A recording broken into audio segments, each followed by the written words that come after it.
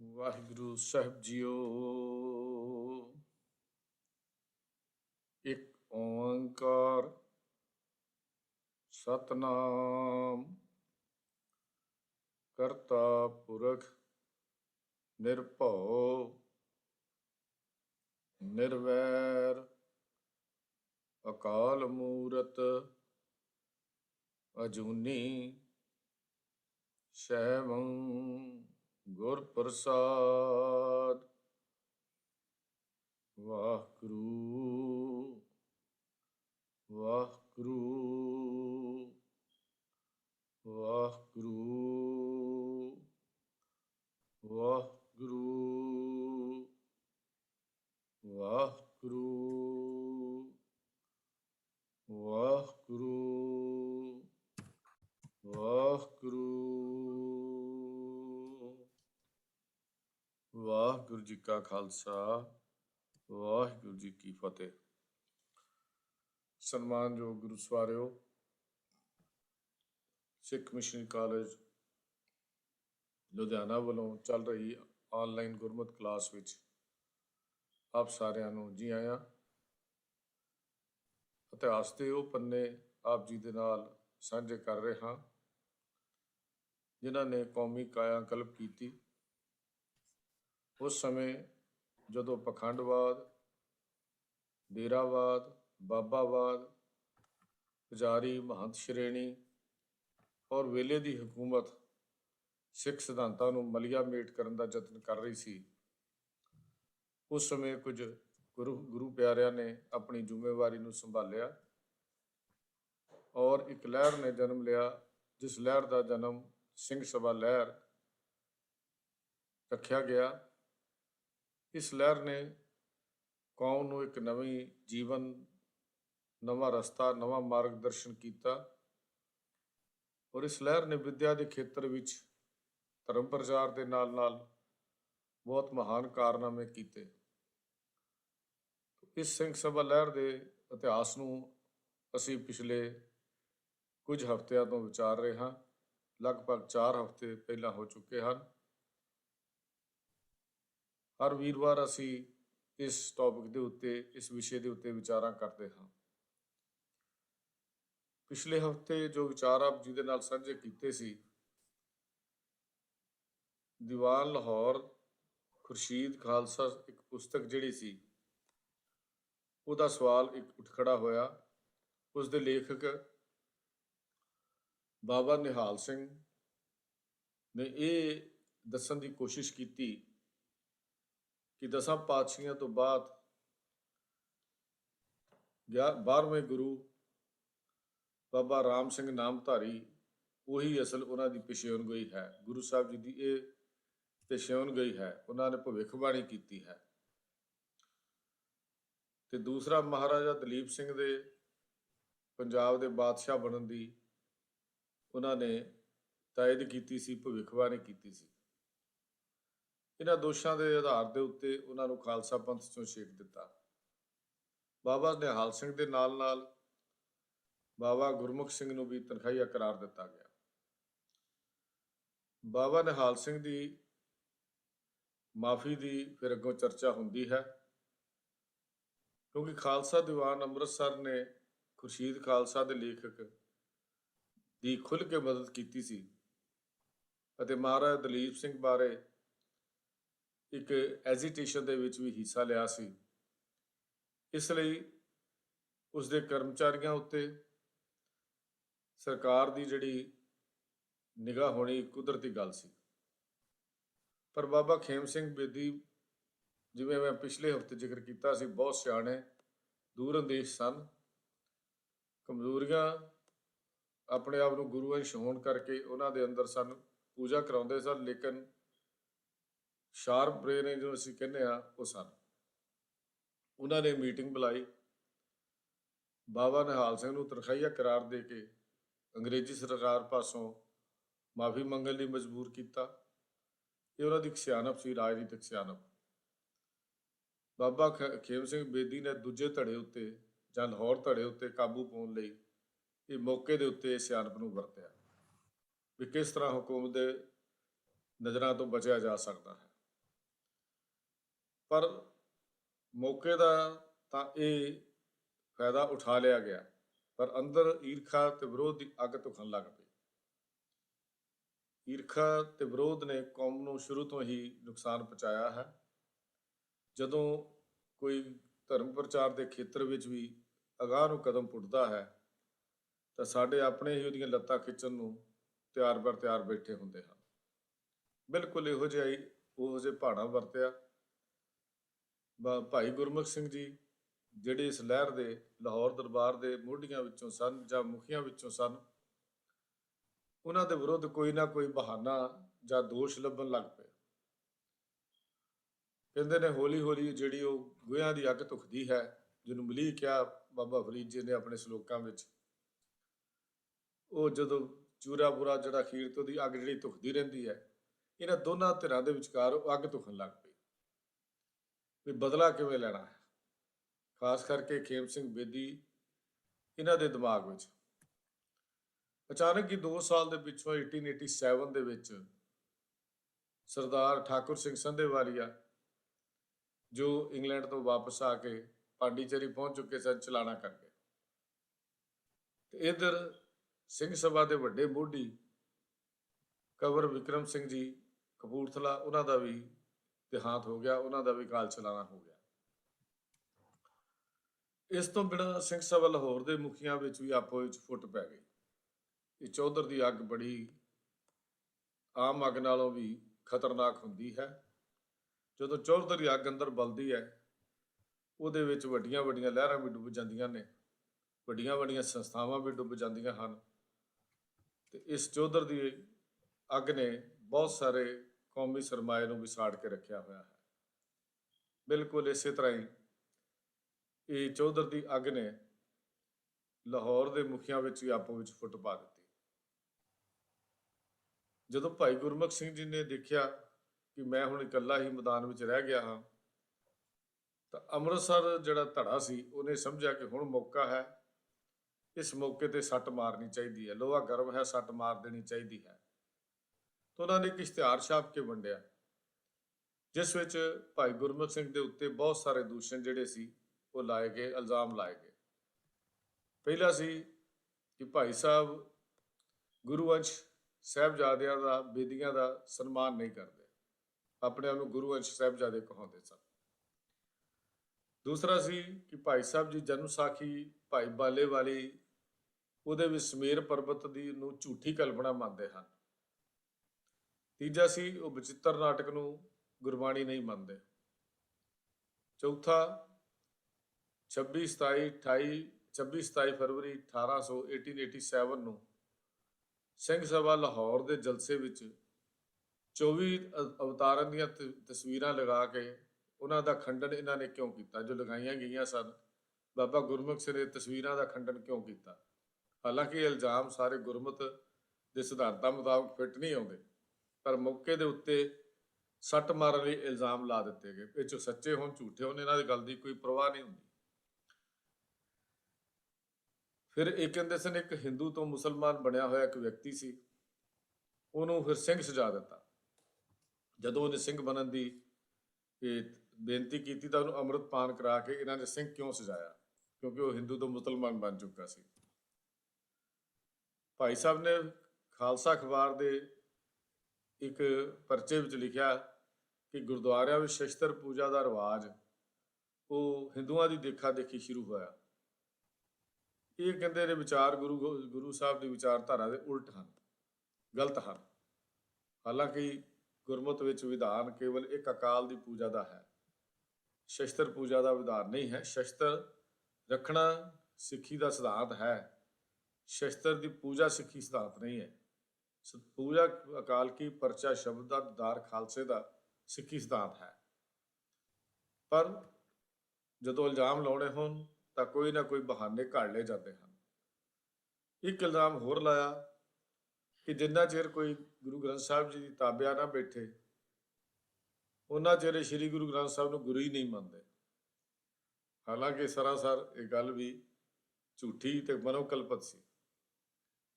ਇਹਨਾਂ ਇਲਜ਼ਾਮਾਂ ਦੇ ਲਈ ਫਰੀਦਕੋਟ ਦੇ ਵਿੱਚ ਇੱਕ ਇਕੱਠ ਸੱਦਿਆ ਗਿਆ। ਇਹਨਾਂ ਦੋਸ਼ਾਂ ਤੇ ਵਿਚਾਰ ਕਰਨ ਦੇ ਲਈ ਲਈ ਸਿੰਘ ਸਭਾ ਸ੍ਰੀ ਗੁਰੂ ਸਿੰਘ ਸਭਾ ਫਰੀਦਕੋਟ ਦੀ ਇਕੱਤਰਤਾ ਹੋਈ। ਇੱਥੇ ਗਿਆਨੀ ਬਚਨ ਸਿੰਘ ਜੀ ਫਰੀਦਕੋਟੀ, ਬਾਬਾ ਖੇਮ ਸਿੰਘ ਜੀ ਬੇਦੀ, ਬਾਬਾ ਨਿਹਾਲ ਸਿੰਘ ਜੀ ਲੇਖਕ ਖੁਰਸ਼ੀਦ ਖਾਲਸਾ ਪੁਸਤਕ ਜਿਨ੍ਹਾਂ ਨੂੰ ਤਨਖਾਹ ਲਾਈ ਗਈ ਸੀ, ਉਹਨਾਂ ਦੇ ਭਰਾ ਬਾਬਾ ਸੁਰਮੁਖ ਸਿੰਘ ਬੜੇ ਵੱਧ ਚੜ ਕੇ ਗਰਮਜੋਸ਼ੀ ਦੇ ਨਾਲ ਇਸ ਮੀਟਿੰਗ ਨੂੰ ਸਫਲ ਕਰਨ ਵਿੱਚ ਹਿੱਸਾ ਲਿਆ। ਇਹ ਵਿਸ਼ੇਸ਼ ਇਕੱਤਰਤਾ ਜਾਂ ਵਿਸ਼ੇਸ਼ ਇਕੱਠ ਜਿਸ ਵਿੱਚ ਸ਼ਾਮਲ ਹੋਣ ਲਈ ਲਾਹੌਰ ਤੇ ਅੰਮ੍ਰਿਤਸਰ ਦੀਆਂ ਸਿੰਘ ਸਭਾਵਾਂ ਨੂੰ ਵੀ ਸੱਦੇ ਪੱਤਰ ਭੇਜੇ ਗਏ, ਪਰ ਲਾਹੌਰ ਤੋਂ ਤਾਂ ਕੋਈ ਇਹਦੇ ਵਿੱਚ ਸ਼ਾਮਲ ਨਾ ਹੋਇਆ। ਲਾਹੌਰ ਦੀ ਸਿੰਘ ਸਭਾ ਦੇ ਵਿੱਚੋਂ ਤਾਂ ਇਹਦੇ ਵਿੱਚ ਕੋਈ ਵੀ ਸ਼ਾਮਲ ਨਾ ਹੋਇਆ, ਪਰ ਅੰਮ੍ਰਿਤਸਰ ਦੀ ਸਿੰਘ ਸਭਾ ਦੇ ਸਾਰੇ ਮੁਖੀ ਇਸ ਇਕੱਤਰਤਾ ਦੇ ਵਿੱਚ ਪਹੁੰਚ ਗਏ, ਕਿਉਂਕਿ ਮੌਕੇ ਦਾ ਫਾਇਦਾ ਉਠਾਉਣਾ ਚਾਹੁੰਦੇ ਸਨ। ਜਦੋਂ ਇਹ ਮੀਟਿੰਗ ਹੋਈ ਤਾਂ ਇਹਦੇ 'ਚ ਇੱਕ ਫੈਸਲਾ ਕੀਤਾ ਗਿਆ ਕਿ ਭਾਈ ਗੁਰਮੁਖ ਸਿੰਘ ਜਿੰਨਾ ਚਿਰ ਆਪਣਾ ਪਿਛਲਾ ਜੋ ਉੱਪਰ ਆਪਾਂ ਪਿਛਲੇ ਗੁਨਾਹ ਆਪਣੇ ਜੋ ਉਹਨਾਂ 'ਤੇ ਇਲਜ਼ਾਮ ਲਾਏ ਗਏ ਹਨ ਉਹਨਾਂ ਨੂੰ ਬਖਸ਼ਾ ਨਹੀਂ ਲੈਂਦੇ, ਉਹਨਾਂ ਚਿਰ ਉਹ ਖਾਲਸਾ ਪੰਥ ਤੋਂ ਲੱਗ ਰਹਿਣਗੇ। ਭਾਵ ਤਨਖਾਹ ਲਾ ਦਿੱਤੀ ਗਈ ਵੀ ਜਿੰਨਾ ਚਿਰ ਇਹ ਜਿਹੜੀਆਂ ਗਲਤੀਆਂ ਅਸੀਂ ਉਹਨਾਂ 'ਤੇ ਇਲਜ਼ਾਮ ਲਾਏ ਹਨ ਇਹਨਾਂ ਦਾ ਮਾਫੀ ਨਹੀਂ ਮੰਗ ਲੈਂਦੇ, ਸਪਸ਼ਟੀਕਰਨ ਨਹੀਂ ਮੰਗਿਆ। ਜ਼ੋਰਾਂਵਾਰਾਂ ਦਾ ਧੱਕੀ ਵੀ 100 ਦੇ ਕਹਿੰਦੇ ਕਹਾਵਤ ਹੈ ਵੀ ਸਪਸ਼ਟੀਕਰਨ ਲੈਣ ਦੀ ਬਜਾਏ ਜਾਂ ਕੋਈ ਜਵਾਬ ਲੈਣ ਦੀ ਬਜਾਏ ਸਿੱਧਾ ਦੋਸ਼ੀ ਕਰਾਰ ਦੇ ਕੇ ਇਹ ਗੱਲ ਕਹਿੰਦੀ ਇਹਨਾਂ ਕੀਤੇ ਹੋਏ ਗੁਨਾਹਾਂ ਦੀ ਮਾਫੀ ਮੰਗੇ ਗੁਰਮੁਖ ਸਿੰਘ। ਜੇ ਨਹੀਂ ਮੰਗਦਾ ਤਾਂ ਪੰਥ ਤੋਂ ਵੱਖਰਾ ਹੋ ਜਾਏ, ਉਹ ਅਲੱਗ ਰੱਖਿਆ ਜਾਏ। ਇਸ ਫੈਸਲੇ ਦੇ ਉੱਤੇ ਫਰੀਦਕੋਟ ਦੇ ਰਾਜਾ ਤੋਂ ਲੈ ਕੇ ਵੱਡੇ ਛੋਟੇ ਸੰਤਾਂ ਮਹੰਤਾਂ ਨੇ ਸਾਰਿਆਂ ਨੇ ਦਸਤਖਤ ਕੀਤੇ ਤੇ ਪਿੱਛੋਂ ਦੇਖਾ ਦੇਖੀ ਇਹ ਵੱਡੀ ਸਭਾ ਦੀ ਜਿਹੜੀ ਮਨਜ਼ੂਰੀ ਸੀ ਅੰਮ੍ਰਿਤਸਰ ਵਾਸਤੇ ਉਹਦੇ ਕੋਲ ਵੀ ਭੇਜ ਦਿੱਤਾ ਗਿਆ, ਜਿਹੜਾ ਅੰਮ੍ਰਿਤ ਸਿੰਘ ਸਭਾ ਅੰਮ੍ਰਿਤਸਰ ਦੀ ਗੱਲ ਅਸੀਂ ਕਰਦੇ ਹਾਂ। ਇਸ ਤੋਂ ਬਾਅਦ ਭਾਈ ਗੁਰਮੁਖ ਸਿੰਘ ਨੂੰ ਅਕਾਲ ਤਖਤ ਤੋਂ ਵੀ ਛੇਕਿਆ ਜਾਂਦਾ ਹੈ। ਆਪ ਜੀ ਨੂੰ ਜੇ ਥੋੜਾ ਜਿਹਾ ਗਿਆਨ ਹੋਵੇ, ਲਗਭਗ 100 ਸਾਲ ਤੋਂ ਬਾਅਦ ਜਦੋਂ ਪ੍ਰੋਫੈਸਰ ਮਨਜੀਤ ਸਿੰਘ ਜੀ ਅਕਾਲ ਤਖਤ ਸਾਹਿਬ ਦੇ ਉੱਤੇ ਸੀ ਜਥੇਦਾਰ ਦੀ ਸੇਵਾ ਨਿਭਾ ਰਹੇ ਸਨ, ਯਾਨੀ ਕੇਵਲ ਸਿੰਘ ਜੀ ਤਖਤ ਸ੍ਰੀ ਦਮਦਮਾ ਸਾਹਿਬ ਦੀ ਸੇਵਾ ਨਿਭਾ ਰਹੇ ਸਨ, ਉਸ ਸਮੇਂ ਇਹ ਭਾਈ ਗੁਰਮੁਖ ਸਿੰਘ ਜੀ ਨੂੰ ਉਹਨਾਂ ਦੇ ਚਲਾਣੇ ਤੋਂ ਬਾਅਦ ਅਕਾਲ ਤਖਤ ਵੱਲੋਂ ਬਖਸ਼ ਦਿੱਤਾ ਗਿਆ। ਭਾਵ ਉਹਨਾਂ ਦੇ ਜਿਹੜੇ ਕੀਤੇ ਹੋਏ ਜਾਂ ਛੇਕਿਆ ਹੋਇਆ ਸੀ ਉਹ ਹੁਕਮ ਵਾਪਸ ਲੈ ਲਿਆ ਗਿਆ। ਇਹ ਲਗਭਗ ਉਹਨਾਂ ਦੇ ਚਲਾਣੇ ਤੋਂ ਬਾਅਦ ਕੌਮੀ ਹਾਲਤ ਸਾਡੇ ਕੁਛ ਇਸ ਤਰ੍ਹਾਂ ਦੇ ਹਨ। ਖੈਰ, ਵੱਡੀ ਸਭਾ ਜਿਹੜੀ ਖਾਲਸਾ ਦੀਵਾਨ ਅੰਮ੍ਰਿਤਸਰ ਜਦੋਂ ਅਸੀਂ ਕਹਿੰਦੇ ਉਹਨੂੰ ਵੱਡੀ ਸਭਾ ਕਿਹਾ ਜਾਂਦਾ ਸੀ, ਅੰਮ੍ਰਿਤਸਰ ਵਿੱਚ ਵੀ ਇਹਦੇ ਬੜੇ ਸਪੋਰਟਰ ਸਨ ਇਸ ਹੁਕਮਨਾਮੇ ਦੇ। ਇਸ ਲਈ ਬਹੁਤ ਸੰਮਤੀ ਦੇ ਨਾਲ ਉਹਨਾਂ ਨੇ ਫਰੀਦਕੋਟੀ ਜੋ ਇਕੱਠ ਦਾ ਫੈਸਲਾ ਸੀ ਉਹਨੂੰ ਅੱਖਰ ਅੱਖਰ ਸਹੀ ਮੰਨ ਲਿਆ ਵੀ ਇਹ ਫੈਸਲਾ ਬਿਲਕੁਲ ਠੀਕ ਹੈ, ਤੇ ਉਸ ਫੈਸਲੇ ਨੂੰ ਮਨਜ਼ੂਰ ਕਰਕੇ ਉਹਨਾਂ ਨੇ ਅਕਾਲ ਤਖਤ ਤੇ ਭੇਜ ਦਿੱਤਾ, ਜਿਹਦੇ ਵਿੱਚ ਕਾਹਨ ਸਿੰਘ ਮਜੀਠੀਏ, ਭਾਈ ਈਸ਼ਰ ਸਿੰਘ ਮਹੰਤ ਮਲਵਈ ਬੁੰਗੇ ਵਾਲੇ, ਭਾਈ ਹਰਨਾਮ ਸਿੰਘ ਜੀ ਦਰਬਾਰ ਸਾਹਿਬ ਗ੍ਰੰਥੀ ਦਰਬਾਰ ਸਾਹਿਬ ਦੇ ਸਨ, ਭਾਈ ਝੰਡਾ ਸਿੰਘ ਜੀ ਗਿਆਨੀ, ਭਾਈ ਗੁਰਮੁਖ ਸਿੰਘ ਜੀ ਪਿਸ਼ੋਰੀਏ, ਭਾਈ ਹਰਨਾਮ ਸਿੰਘ ਜੀ ਸੁਦਾਗਰ ਚੋਬ, ਭਾਈ ਸੱਜਣ ਸਿੰਘ ਜੀ ਸੁਦਾਗਰ ਚੋਬ, ਫਿਰ ਭਾਈ ਜੱਸਾ ਸਿੰਘ ਜੀ ਕੀਰਤਨੀਏ ਦਰਬਾਰ ਸਾਹਿਬ, ਭਾਈ ਗੁਲਾਬ ਸਿੰਘ ਜੀ ਸ਼ਹੀਦ ਬੁੰਗੇ ਵਾਲੇ, ਭਾਈ ਸਰਦੂਲ ਸਿੰਘ ਜੀ ਗਿਆਨੀ, ਡਾਕਟਰ ਚਰਨ ਸਿੰਘ ਜੀ, ਭਾਈ ਗਣੇਸ਼ਾ ਸਿੰਘ ਜੀ ਚੀਫ ਸਕੱਤਰ ਤੇ ਸੰਤ ਨਿਹਾਲ ਸਿੰਘ, ਇਹਨਾਂ ਨੇ ਦਸਤਖਤ ਉਹਦੇ ਉੱਤੇ ਕੀਤੇ। ਭਾਈ ਭਗਤ ਸਿੰਘ ਜੀ ਤੇ ਭਾਈ ਹੀਰਾ ਸਿੰਘ ਜੀ ਜੋ ਦਰਬਾਰ ਸਾਹਿਬ ਵਿਖੇ ਗ੍ਰੰਥੀ ਦੀ ਸੇਵਾ ਨਿਭਾਉਂਦੇ ਸਨ ਉਹਦੇ ਵਿੱਚ ਸ਼ਾਮਲ ਨਾ ਹੋਏ। ਉਹਨਾਂ ਨੇ ਦਸਤਖਤ ਕਰਨ ਤੋਂ ਇਨਕਾਰ ਕਰ ਦਿੱਤਾ ਕਿ ਇਹ ਵਿਚਾਰ ਜਾਂ ਇਹ ਫੈਸਲਾ ਤੁਹਾਡਾ ਗੁਰਮਤਿ ਦੇ ਉਲਟ ਹੈ, ਇਸ ਨਾਲ ਕੌਮ ਨੂੰ ਨੁਕਸਾਨ ਪੁੱਜੇਗਾ, ਅਸੀਂ ਇਹਦੇ ਉੱਤੇ ਦਸਤਖਤ ਨਹੀਂ ਕਰ ਸਕਦੇ, ਨਾ ਹੀ ਅਸੀਂ ਆਪ ਜੀ ਦੇ ਇਹਨਾਂ ਵਿਚਾਰਾਂ ਦੇ ਨਾਲ ਸਹਿਮਤ ਹਾਂ। ਕੌਮ ਵਿੱਚ ਜਿਉਂਦੀ ਜ਼ਮੀਰ ਵਾਲੇ ਬੰਦਿਆਂ ਦਾ ਨਾਸ਼ ਨਹੀਂ ਹੁੰਦਾ, ਕੋਈ ਨਾ ਕੋਈ ਪ੍ਰਗਟ ਜ਼ਰੂਰ ਹੁੰਦਾ ਹੈ। ਬਿਲਕੁਲ ਉਸੇ ਢੰਗ ਨਾਲ ਹੀ ਜਿਉਂਦੀ ਜ਼ਮੀਰ ਵਾਲਿਆਂ ਨੇ ਉੱਥੇ ਦਸਤਖਤ ਕਰਨ ਤੋਂ ਇਨਕਾਰ ਕਰ ਦਿੱਤਾ ਸੀ। ਸਾਰੀ ਕਾਰਵਾਈ ਅਕਾਲ ਤਖਤ ਤੇ ਪੇਸ਼ ਹੋਈ ਤੇ ਭਾਈ ਗੁਰਮੁਖ ਸਿੰਘ ਜੀ ਦੇ ਖਿਲਾਫ ਹੁਕਮ ਜਿਹੜਾ ਸੀ ਹੁਕਮਨਾਮਾ ਜਿਹੜਾ ਸੀ ਉਹ ਜਾਰੀ ਕਰ ਦਿੱਤਾ ਗਿਆ। ਹੁਕਮਨਾਮੇ ਦੇ ਉੱਤੇ ਵੀ ਇਹਨਾਂ ਨੂੰ ਛੇਕਣ ਦਾ ਹੁਕਮ ਜਿਹੜਾ ਸੀ ਜਾਰੀ ਕਰ ਦਿੱਤਾ ਗਿਆ। ਤਾਂ ਹੁਕਮ ਦੇ ਜਿਹੜੇ ਉਸ ਵੇਲੇ ਇੱਕ ਪਾਸੇ ਅਕਾਲ ਬੁੰਗਾ ਲਿਖਿਆ ਹੁੰਦਾ ਸੀ, ਇੱਕ ਪਾਸੇ ਦਰਬਾਰ ਸਾਹਿਬ ਲਿਖਿਆ ਹੁੰਦਾ ਸੀ। ਉੱਤੇ ਲਿਖਿਆ ਹੁੰਦਾ ਸੀ ਅਕਾਲ ਸ੍ਰੀ ਅਕਾਲ ਸਹਾਇ ਤਖਤ ਅਕਾਲ ਬੁੰਗਾ ਸਾਹਿਬ, ਦੂਜੇ ਪਾਸੇ ਲਿਖਿਆ ਹੁੰਦਾ ਸੀ ਅਕਾਲ ਸਹਾਇ ਸ੍ਰੀ ਦਰਬਾਰ ਸਾਹਿਬ। ਲੈਟਰ ਪੈਡ ਦੀ ਜਿਹੜੀ ਮੈਂ ਗੱਲ, ਲੈਟਰ ਹੈਡ ਕਹਿ ਲਵਾਂ ਜਾਂ ਲੈਟਰ ਪੈਡ ਕਹਿ ਲਵਾਂ, ਇਸ ਤਰ੍ਹਾਂ ਦਾ ਉਹਦੀ ਬਣਤਰ ਹੁੰਦੀ ਸੀ। ਉਹਦੇ ਜਿਹੜੇ ਸ਼ਬਦਾਵਲੀ ਹੈ ਉਸ ਹੁਕਮ ਦੀ ਬੜੀ ਕਠਿਨ ਜਿਹੀ ਹੈ ਉਸ ਵੇਲੇ ਜਿਹੜੀ ਉਹਨਾਂ ਨੇ ਲਿਖੀ। ਉਹਦੇ ਚੋਂ ਲਿਖਦੇ ਨੇ ਹਮ ਜੁਮਲੇ ਸਿੰਘਾਨ ਪੁਜਾਰੀਆਂ ਤਖਤ ਸ੍ਰੀ ਅਕਾਲ ਬੁੰਗਾ। ਇਹ ਮੈਂ ਆਪ ਜੀ ਨਾਲ ਬਿਲਕੁਲ ਪੜ੍ਹ ਕੇ ਸੁਣਾ ਰਿਹਾ ਹਾਂ ਕਿਉਂਕਿ ਇਹਦੇ 'ਚ ਮੈਂ ਅਦਲਾ ਬਦਲੀ ਨਹੀਂ ਕਰ ਸਕਦਾ। ਹਮ ਜੁਮਲੇ ਸਿੰਘਾਨ ਪੁਜਾਰੀਆਂ ਤਖਤ ਸ੍ਰੀ ਅਕਾਲ ਬੁੰਗਾ ਜੀ ਸਾਹਿਬ व ਸ਼੍ਰੀ ਦਰਬਾਰ ਸਾਹਿਬ व ਬਾਬਾ ਅਟਲ ਰਾਏ ਸਾਹਿਬ व ਝੰਡਾ ਸਾਹਿਬ व ਸ਼ਹੀਦ ਬੁੰਗਾ ਸਾਹਿਬ ਜੀ ਨੇ ਮਲਹਜੇ ਕਾਰਵਾਈ गुरमुख सिंह सकत्तर का किया मालूम हुआ कि इस शख्स ने चंद जगह बरखिलाफ गुर इष्ट की तौहीन श्री गुरु ग्रंथ साहब व गुरुवंश व गुरुबाणी के तहरीर व तकरीर किया है। जिससे साबित होता है कि उसका इत्काद सिखी धर्म से बिल्कुल बरखिलाफ है। इस वास्ते हम तमाम पुजारियन हम तमाम पुजारियन व नंबरदार ने श्री गुरुद्वारे हाय महदू तहरीर करते हैं कि गुरमुख सिंह मजकूर पंथ खालसा से अलहदा किया गया है। गुरुद्वारे हाय मासूम में उसकी अरदास ना होगी व बर्ताव ना होगा। तमाम सिंगान को वांझा रहे कि कोई शख्स उसका पैरोकार ना हो। जो शख्स उसकी पैरवाई करेगा वो भी बेमुख और लायक तनख्वाह पंथ के समझा जाएगा और वैसा ही सलूक उसके साथ भी किया जाएगा। फख्त बतारीख 7वीं माह चेत सम्मत 418 गुरु नानक शाही मुताबिक 18 मार्च 1887 ईस्वी। ਇਹ ਉਹਦੇ ਤੇ ਉਹਦੀ ਇਬਾਰਤ ਹੈ ਤੇ ਉਸ ਦੇ ਹੇਠਾਂ ਦਸਖਤ ਜਿਹੜੇ ਸਨ ਉਹ ਹਾਜ਼ਰੀਨ ਸਿੰਘਾਨ ਅਹੁਦੇਦਾਰਨ व ਗ੍ਰੰਥੀਆਂ व ਪੁਜਾਰੀਆਂ ਸਰਦਾਰ ਮਾਨ ਸਿੰਘ ਸਰਬਰਾ ਗੁਰਦੁਆਰੇ ਸਾਹਿਬਾਨ, ਸਰਦਾਰ ਕਾਹਨ ਸਿੰਘ ਮਜੀਠੀਆ ਰਈਸ, ਭਾਈ ਹਰਨਾਮ ਸਿੰਘ ਗ੍ਰੰਥੀ ਦਰਬਾਰ ਸਾਹਿਬ, ਭਾਈ ਗੁਲਾਬ ਸਿੰਘ ਮਹੰਤ ਅਕਾਲ ਬੁੰਗਾ ਸਾਹਿਬ, ਭਾਈ ਤੇਜਾ ਸਿੰਘ ਮੋਹਤਮਮ ਸ੍ਰੀ ਅਕਾਲ ਬੁੰਗਾ ਸਾਹਿਬ, ਭਾਈ ਜਵਾਰ ਸਿੰਘ ਮੋਹਤਮ ਅਕਾਲ ਬੁੰਗਾ ਸਾਹਿਬ, ਭਾਈ ਪ੍ਰਤਾਪ ਸਿੰਘ ਸੁੰਦਰ ਸਿੰਘ ਸ਼ੇਰ ਸਿੰਘ, ਭਾਈ ਕਰਮ ਸਿੰਘ ਅਰਦਾਸੀਆ ਸ੍ਰੀ ਦਰਬਾਰ ਸਾਹਿਬ। ਤੇ ਇਸ ਤਰ੍ਹਾਂ ਹੋਰ ਇਹ ਨਾਮ ਹਨ ਕਾਫੀ, ਤੋਂ ਉਹਦੇ ਤੇ ਸਮਾਂ ਹੋਰ ਲੱਗੇਗਾ। ਲੇਕਿਨ ਇਹ ਸਾਰੀ ਰਿਪੋਰਟ ਜਿਹੜੀ ਹੈ ਖਾਲਸਾ ਦੀਵਾਨ ਅੰਮ੍ਰਿਤਸਰ 1887 ਦੇ ਵਿੱਚ ਪੂਰੀ ਇਹ ਜਿਹੜੀ ਲਿਖੀ ਹੋਈ ਮਿਲ ਜਾਂਦੀ ਹੈ, ਜਿਹੜੀ ਕਾਪੀ ਇਨ ਬਿਨ ਅਜੇ ਵੀ ਸਾਨੂੰ ਮਿਲਦੀ ਹੈ ਜਿਹੜਾ ਇਹ ਲਿਖਿਆ ਹੋਇਆ ਸੀ। ਇਸ ਤੋਂ ਬਿਨਾਂ ਤਖਤ ਸ੍ਰੀ ਕੇਸਗੜ੍ਹ ਸਾਹਿਬ, ਅਨੰਦਪੁਰ ਸਾਹਿਬ, ਤਖਤ ਪਟਨਾ ਸਾਹਿਬ ਤੇ ਹੋਰ ਅਨੇਕਾਂ ਹੀ ਨਾਮ ਜਿਹੜੇ ਹਨ ਉਹਦੇ ਸ਼ਾਮਲ ਕੀਤੇ ਗਏ, ਜਿਹਦੇ ਵਿੱਚ ਕੁਝ ਸਿੰਘ ਸਭਾਵਾਂ ਦੀਆਂ ਦੇ ਨਾਮ ਵੀ ਸ਼ਾਮਲ ਹਨ। ਜੇ ਉਹਨਾਂ ਸਿੰਘ ਸਭਾਵਾਂ ਵਿੱਚ ਕਪੂਰਥਲਾ, ਜਲੰਧਰ, ਫਲੋਰ, ਸ਼ਾਹਕੋਟ ਤੇ ਖਮਾਣੋ, ਫਤਿਹਗੜ੍ਹ ਸਾਹਿਬ, ਘੜੂਆਂ, ਇਹਨਾਂ ਦੇ ਕੁਝ ਪੱਤਰ ਜਿਹੜੇ ਸੀ ਨਾਲ ਉਹਨਾਂ ਨੇ ਸ਼ਾਮਲ ਕੀਤੇ ਜਿਹੜੇ ਉਹਦੇ ਲਿਖੇ ਹੋਏ ਸਨ। ਤਾਂ ਇਹਦੇ ਉੱਤੇ ਇਹ ਕਹਿ ਲਈਏ ਕਿ ਇਹਨਾਂ ਸਾਰੀਆਂ ਸਿੰਘ ਸਭਾਵਾਂ ਨੇ ਬਾਬਾ ਖੇਮ ਸਿੰਘ ਬੇਦੀ ਦੇ ਅਸਰ ਥੱਲੇ ਆ ਕੇ ਭਾਈ ਗੁਰਮੁਖ ਸਿੰਘ ਜੀ ਦੇ ਵਿਰੁੱਧ ਉਸ ਫੈਸਲੇ ਉੱਤੇ ਆਪਣੀ ਮਨਜ਼ੂਰੀ ਦੀਆਂ ਮੋਹਰਾਂ ਲਾ ਦਿੱਤੀਆਂ। ਤਾਂ ਅਸੀਂ ਇਉਂ ਕਹਿ ਲਈਏ, ਇਹ ਸ਼ਬਦਾਵਲੀ ਇਸ ਤਰ੍ਹਾਂ ਵਰਤ ਸਕਦੇ ਹਾਂ ਕਿ ਖੇਮ ਸਿੰਘ ਬੇਦੀ ਦੇ ਪ੍ਰਭਾਵ ਹੇਠ ਸਨ ਜਿਹੜੇ ਉਹਨਾਂ ਦੇ ਪ੍ਰਭਾਵ ਥੱਲੇ ਆ ਕੇ ਉਸ ਗੁਰਮੁਖ ਪਿਆਰੇ ਭਾਈ ਗੁਰਮੁਖ ਸਿੰਘ ਦੇ ਵਿਰੁੱਧ ਫੈਸਲੇ ਤੇ ਮੋਹਰਾਂ ਲਾ ਦਿੱਤੀਆਂ।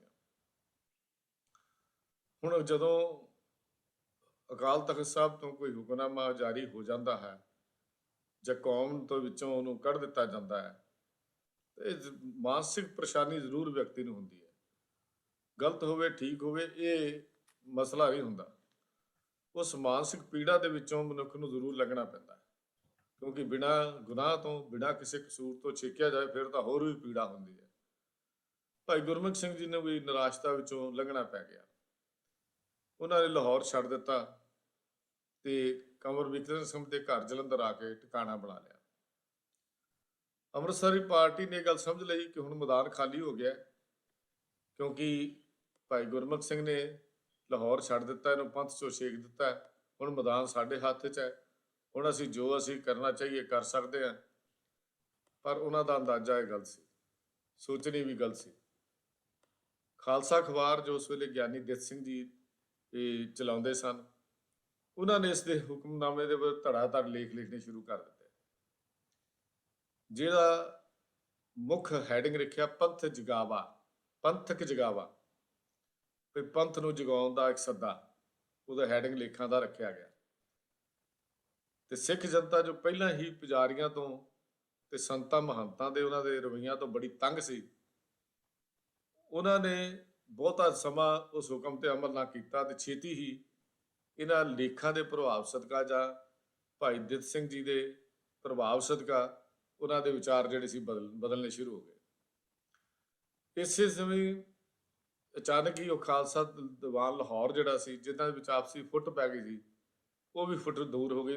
ਆਪਸ ਵਿੱਚ ਏਕਤਾ ਜਿਹਦੇ ਵਿੱਚ ਉਹ ਵੱਜ ਗਈ, ਯੂਨਿਟੀ ਹੋ ਗਈ ਉਹਦੇ ਵਿੱਚ ਵੀ ਇਹ ਕੰਮ ਗਲਤ ਹੋਇਆ। ਸਾਡੇ ਖਾਲਸਾ ਦੀਵਾਨ ਲਾਹੌਰ ਦੀ ਜਿੰਦ ਜਾਨ ਗਿਆਨੀ ਗੁਰਮੁਖ ਸਿੰਘ ਜੀ ਨੂੰ, ਭਾਈ ਗੁਰਮੁਖ ਸਿੰਘ ਜੀ ਨੂੰ ਇਸ ਤਰ੍ਹਾਂ ਕੱਢ ਦੇਣਾ ਠੀਕ ਨਹੀਂ। ਤਾਂ ਉਹਨਾਂ ਨੇ ਉਹਨਾਂ ਨੂੰ ਬੇਨਤੀ ਕੀਤੀ ਕਿ ਦੁਬਾਰਾ ਲਾਹੌਰ ਆਓ। ਗੁਰਮੁਖ ਸਿੰਘ ਜੀ ਨੂੰ ਲਾਹੌਰ ਆਉਣ ਦੇ ਸੱਦੇ ਭੇਜਿਆ, ਤਾਂ ਉਹ ਆ ਕੇ ਲਾਹੌਰ ਵਿੱਚ ਹਾਜ਼ਰ ਹੋ ਕੇ ਪੰਥਕ ਸੇਵਾ 'ਚ ਫਿਰ ਦੁਬਾਰਾ ਜੁਟ ਗਏ। ਉਹਨਾਂ ਨੇ ਹੁਣ ਪਰਵਾਹ ਨਹੀਂ ਕੀਤੀ, ਜਦੋਂ ਸਪੋਰਟ ਮਿਲ ਜਾਂਦੀ ਹੈ ਸਾਥੀਆਂ ਦੀ, ਜਦੋਂ ਲਾਹੌਰ ਦਰਬਾਰ ਉਹਨਾਂ ਦੇ ਨਾਲ ਆ ਕੇ ਖੜਾ ਹੋ ਗਿਆ, ਤਾਂ ਫਿਰ ਉਹਨਾਂ ਨੇ ਉਸ ਦੀ ਪਰਵਾਹ ਨਹੀਂ ਕੀਤੀ ਤੇ ਉਸ ਪੰਥਕ ਸੇਵਾ ਦੇ ਵਿੱਚ ਆ ਕੇ ਦੁਬਾਰਾ ਲਾਹੌਰ ਵਿੱਚ ਹਾਜ਼ਰ ਹੋ ਜਾਂਦੇ ਹਨ ਗੁਰਮੁਖ ਸਿੰਘ ਜੀ। ਗਿਆਨੀ ਦਿੱਤ ਸਿੰਘ ਜੀ ਖਾਲਸਾ ਅਖਬਾਰ ਦੇ ਉਸ ਵੇਲੇ ਐਡੀਟਰ ਸਨ। ਉਹਨਾਂ ਨੇ ਇੱਕ ਸੁਪਰ ਨਾਟਕ ਦਾ ਮੁਕੱਦਮਾ ਉਸ ਵੇਲੇ ਚੱਲਿਆ ਸੀ, ਜਿਹਦੇ 'ਚ ਭਾਈ ਗੁਰਮੁਖ ਸਿੰਘ ਦੀ ਛੇਕ ਛਕਾਈ ਬਾਰੇ ਅੰਮ੍ਰਿਤਸਰ ਧੜੇ ਦੀ ਅਸਲੀਅਤ ਨੂੰ ਪਾਠਕਾਂ ਦੇ ਸਾਹਮਣੇ ਖੋਲ ਕੇ ਰੱਖੀ ਸੀ। ਜਿਹੜੇ ਪਾਠਕ ਪੜ੍ਹਦੇ ਸਨ ਉਹਨੂੰ, ਉਹਨਾਂ ਸਾਹਮਣੇ ਪੂਰੀ ਅਸਲੀਅਤ ਖੋਲ ਕੇ ਰੱਖੀ।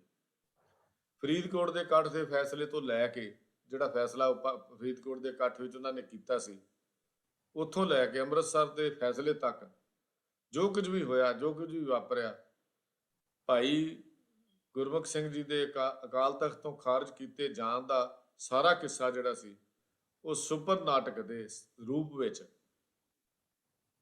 ਇੱਕ ਬੜੇ ਹਾਸਮਈ ਢੰਗ ਨਾਲ, ਹਾਸਰਸੀ ਢੰਗ ਦੇ ਨਾਲ ਗਿਆਨੀ ਦਿੱਤ ਸਿੰਘ ਜੀ ਨੇ ਕਲਮਬੰਦ ਕਰਕੇ ਲਿਖ ਕੇ ਛਾਪਿਆ। ਉਹਨਾਂ ਦਾ ਲਿਖਣੀ ਵਿੱਚ ਵੀ ਵੈਸੇ ਇਸ ਤਰ੍ਹਾਂ ਦੀ ਝਲਕ ਮਿਲਦੀ ਹੈ। ਗਿਆਨੀ ਦਿੱਤ ਸਿੰਘ ਜੀ ਦੀ ਔਖੀ ਸ਼ਬਦਾਵਲੀ ਹੈ, ਕਿਉਂਕਿ ਉਸ ਵੇਲੇ ਸ਼ਬਦਾਵਲੀ ਜਿਹੜੀ ਵਰਤੀ ਜਾਂਦੀ ਸੀ ਉਹਨਾਂ ਨੇ ਇਸਤੇਮਾਲ ਕੀਤੀ ਹੈ। ਮੁਸ਼ਕਿਲ ਵੀ ਸ਼ਬਦਾਵਲੀ ਹੈ, ਪਰ ਹਾਸ ਰਸ ਦੀ ਬਹੁਤ ਸਾਰੀ ਝਲਕ ਗਿਆਨੀ ਦਿੱਤ ਸਿੰਘ ਜੀ ਦੀ ਲਿਖਤ ਵਿੱਚੋਂ ਨਜ਼ਰ ਆਉਂਦੀ ਹੈ। ਤੇ ਉਹਨਾਂ ਦੀ ਇੱਕ ਹਾਸ ਰਸੇ ਢੰਗ ਦੇ ਨਾਲ ਇਹ ਸਾਰਾ ਕਿੱਸਾ ਜਿਹੜਾ ਸੀ, ਆਪਣਾ ਸੁਪਨ ਨਾਟਕ ਦੇ ਰੂਪ ਇਹਨੂੰ ਕਹੀਏ ਕਿ ਨਾਟਕ ਜਿਵੇਂ ਲਿਖੀਦਾ ਹੈ, ਉਸ ਢੰਗ ਦੇ ਨਾਲ ਇਹ ਸਾਰਾ ਕਿੱਸਾ ਸੀ ਛਾਪਿਆ। ਇਸ ਨਾਟਕ ਦੇ ਵਿੱਚ ਜਾਂ ਸੁਪਨ ਨਾਟਕ ਕਿਤਾਬ ਦੇ ਵਿੱਚ ਅਸੀਂ ਕਹਿ ਸਕਦੇ ਹਾਂ ਕਿ ਰਾਜਾ ਬਿਕਰਮ ਸਿੰਘ, ਬਾਬਾ ਖੇਮ ਸਿੰਘ ਬੇਦੀ, ਗਿਆਨੀ ਝੰਡਾ ਸਿੰਘ, ਜਿਹੜੇ ਉਸ ਵੇਲੇ ਮਹੰਤ ਬਣੇ ਹੋਏ ਸਨ, ਆਗੂ ਬਣੇ ਹੋਏ ਸਨ, ਉਹਨਾਂ ਦੀ ਕਰੜੀ ਨੁਕਤਾਚੀਨੀ ਜਿਹੜੀ ਸੀ, ਉਹ ਤਕੜੀ ਭਰਵੀਂ ਨੁਕਤਾਚੀਨੀ ਜਾਂ ਇਹ ਕਹਿ ਲਈਏ ਆਲੋਚਨਾ ਜਿਹੜੀ ਸੀ, ਉਹ ਗਿਆਨੀ ਦਿੱਤ ਸਿੰਘ ਜੀ ਨੇ ਸੁਪਨ ਨਾਟਕ ਦੇ ਹਾਸਰਸੀ ਢੰਗ ਦੇ ਨਾਲ, ਵਿਅੰਗ ਢੰਗ ਦੇ ਨਾਲ, ਜਿਹਨੂੰ ਅਸੀਂ ਵਿਅੰਗ ਕਹਿੰਦੇ ਹਾਂ, ਵਿਅੰਗਮਈ ਢੰਗ ਦੇ ਨਾਲ ਉਹਦੀ ਜਿਹੜੀ ਸੀ ਨੁਕਤਾਚੀਨੀ ਕੀਤੀ।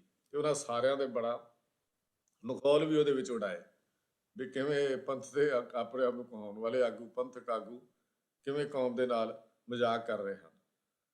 ਇਸ ਨਾਟਕ ਜਦੋਂ ਇਹ ਛਪ ਗਿਆ, ਬਾਬਾ ਉਦੇ ਸਿੰਘ ਜਿਹੜੀ ਕਪੂਰਥਲੇ, ਬਾਬਾ ਉਦੇ ਸਿੰਘ ਬੇਦੀ ਜੋ ਕਪੂਰਥਲੇ ਦੇ ਸਨ, ਉਹਨਾਂ ਨੇ ਇਹਦੇ ਵਿੱਚ ਆਪਣਾ ਅਪਮਾਨ ਸਮਝਿਆ ਵੀ ਮੇਰੀ ਬੇਇੱਜ਼ਤੀ ਹੋਈ ਹੈ, ਇਹ ਨਾਟਕ ਛਾਪ ਕੇ ਸਾਡਾ ਮਜ਼ਾਕ ਉਡਾਇਆ ਗਿਆ।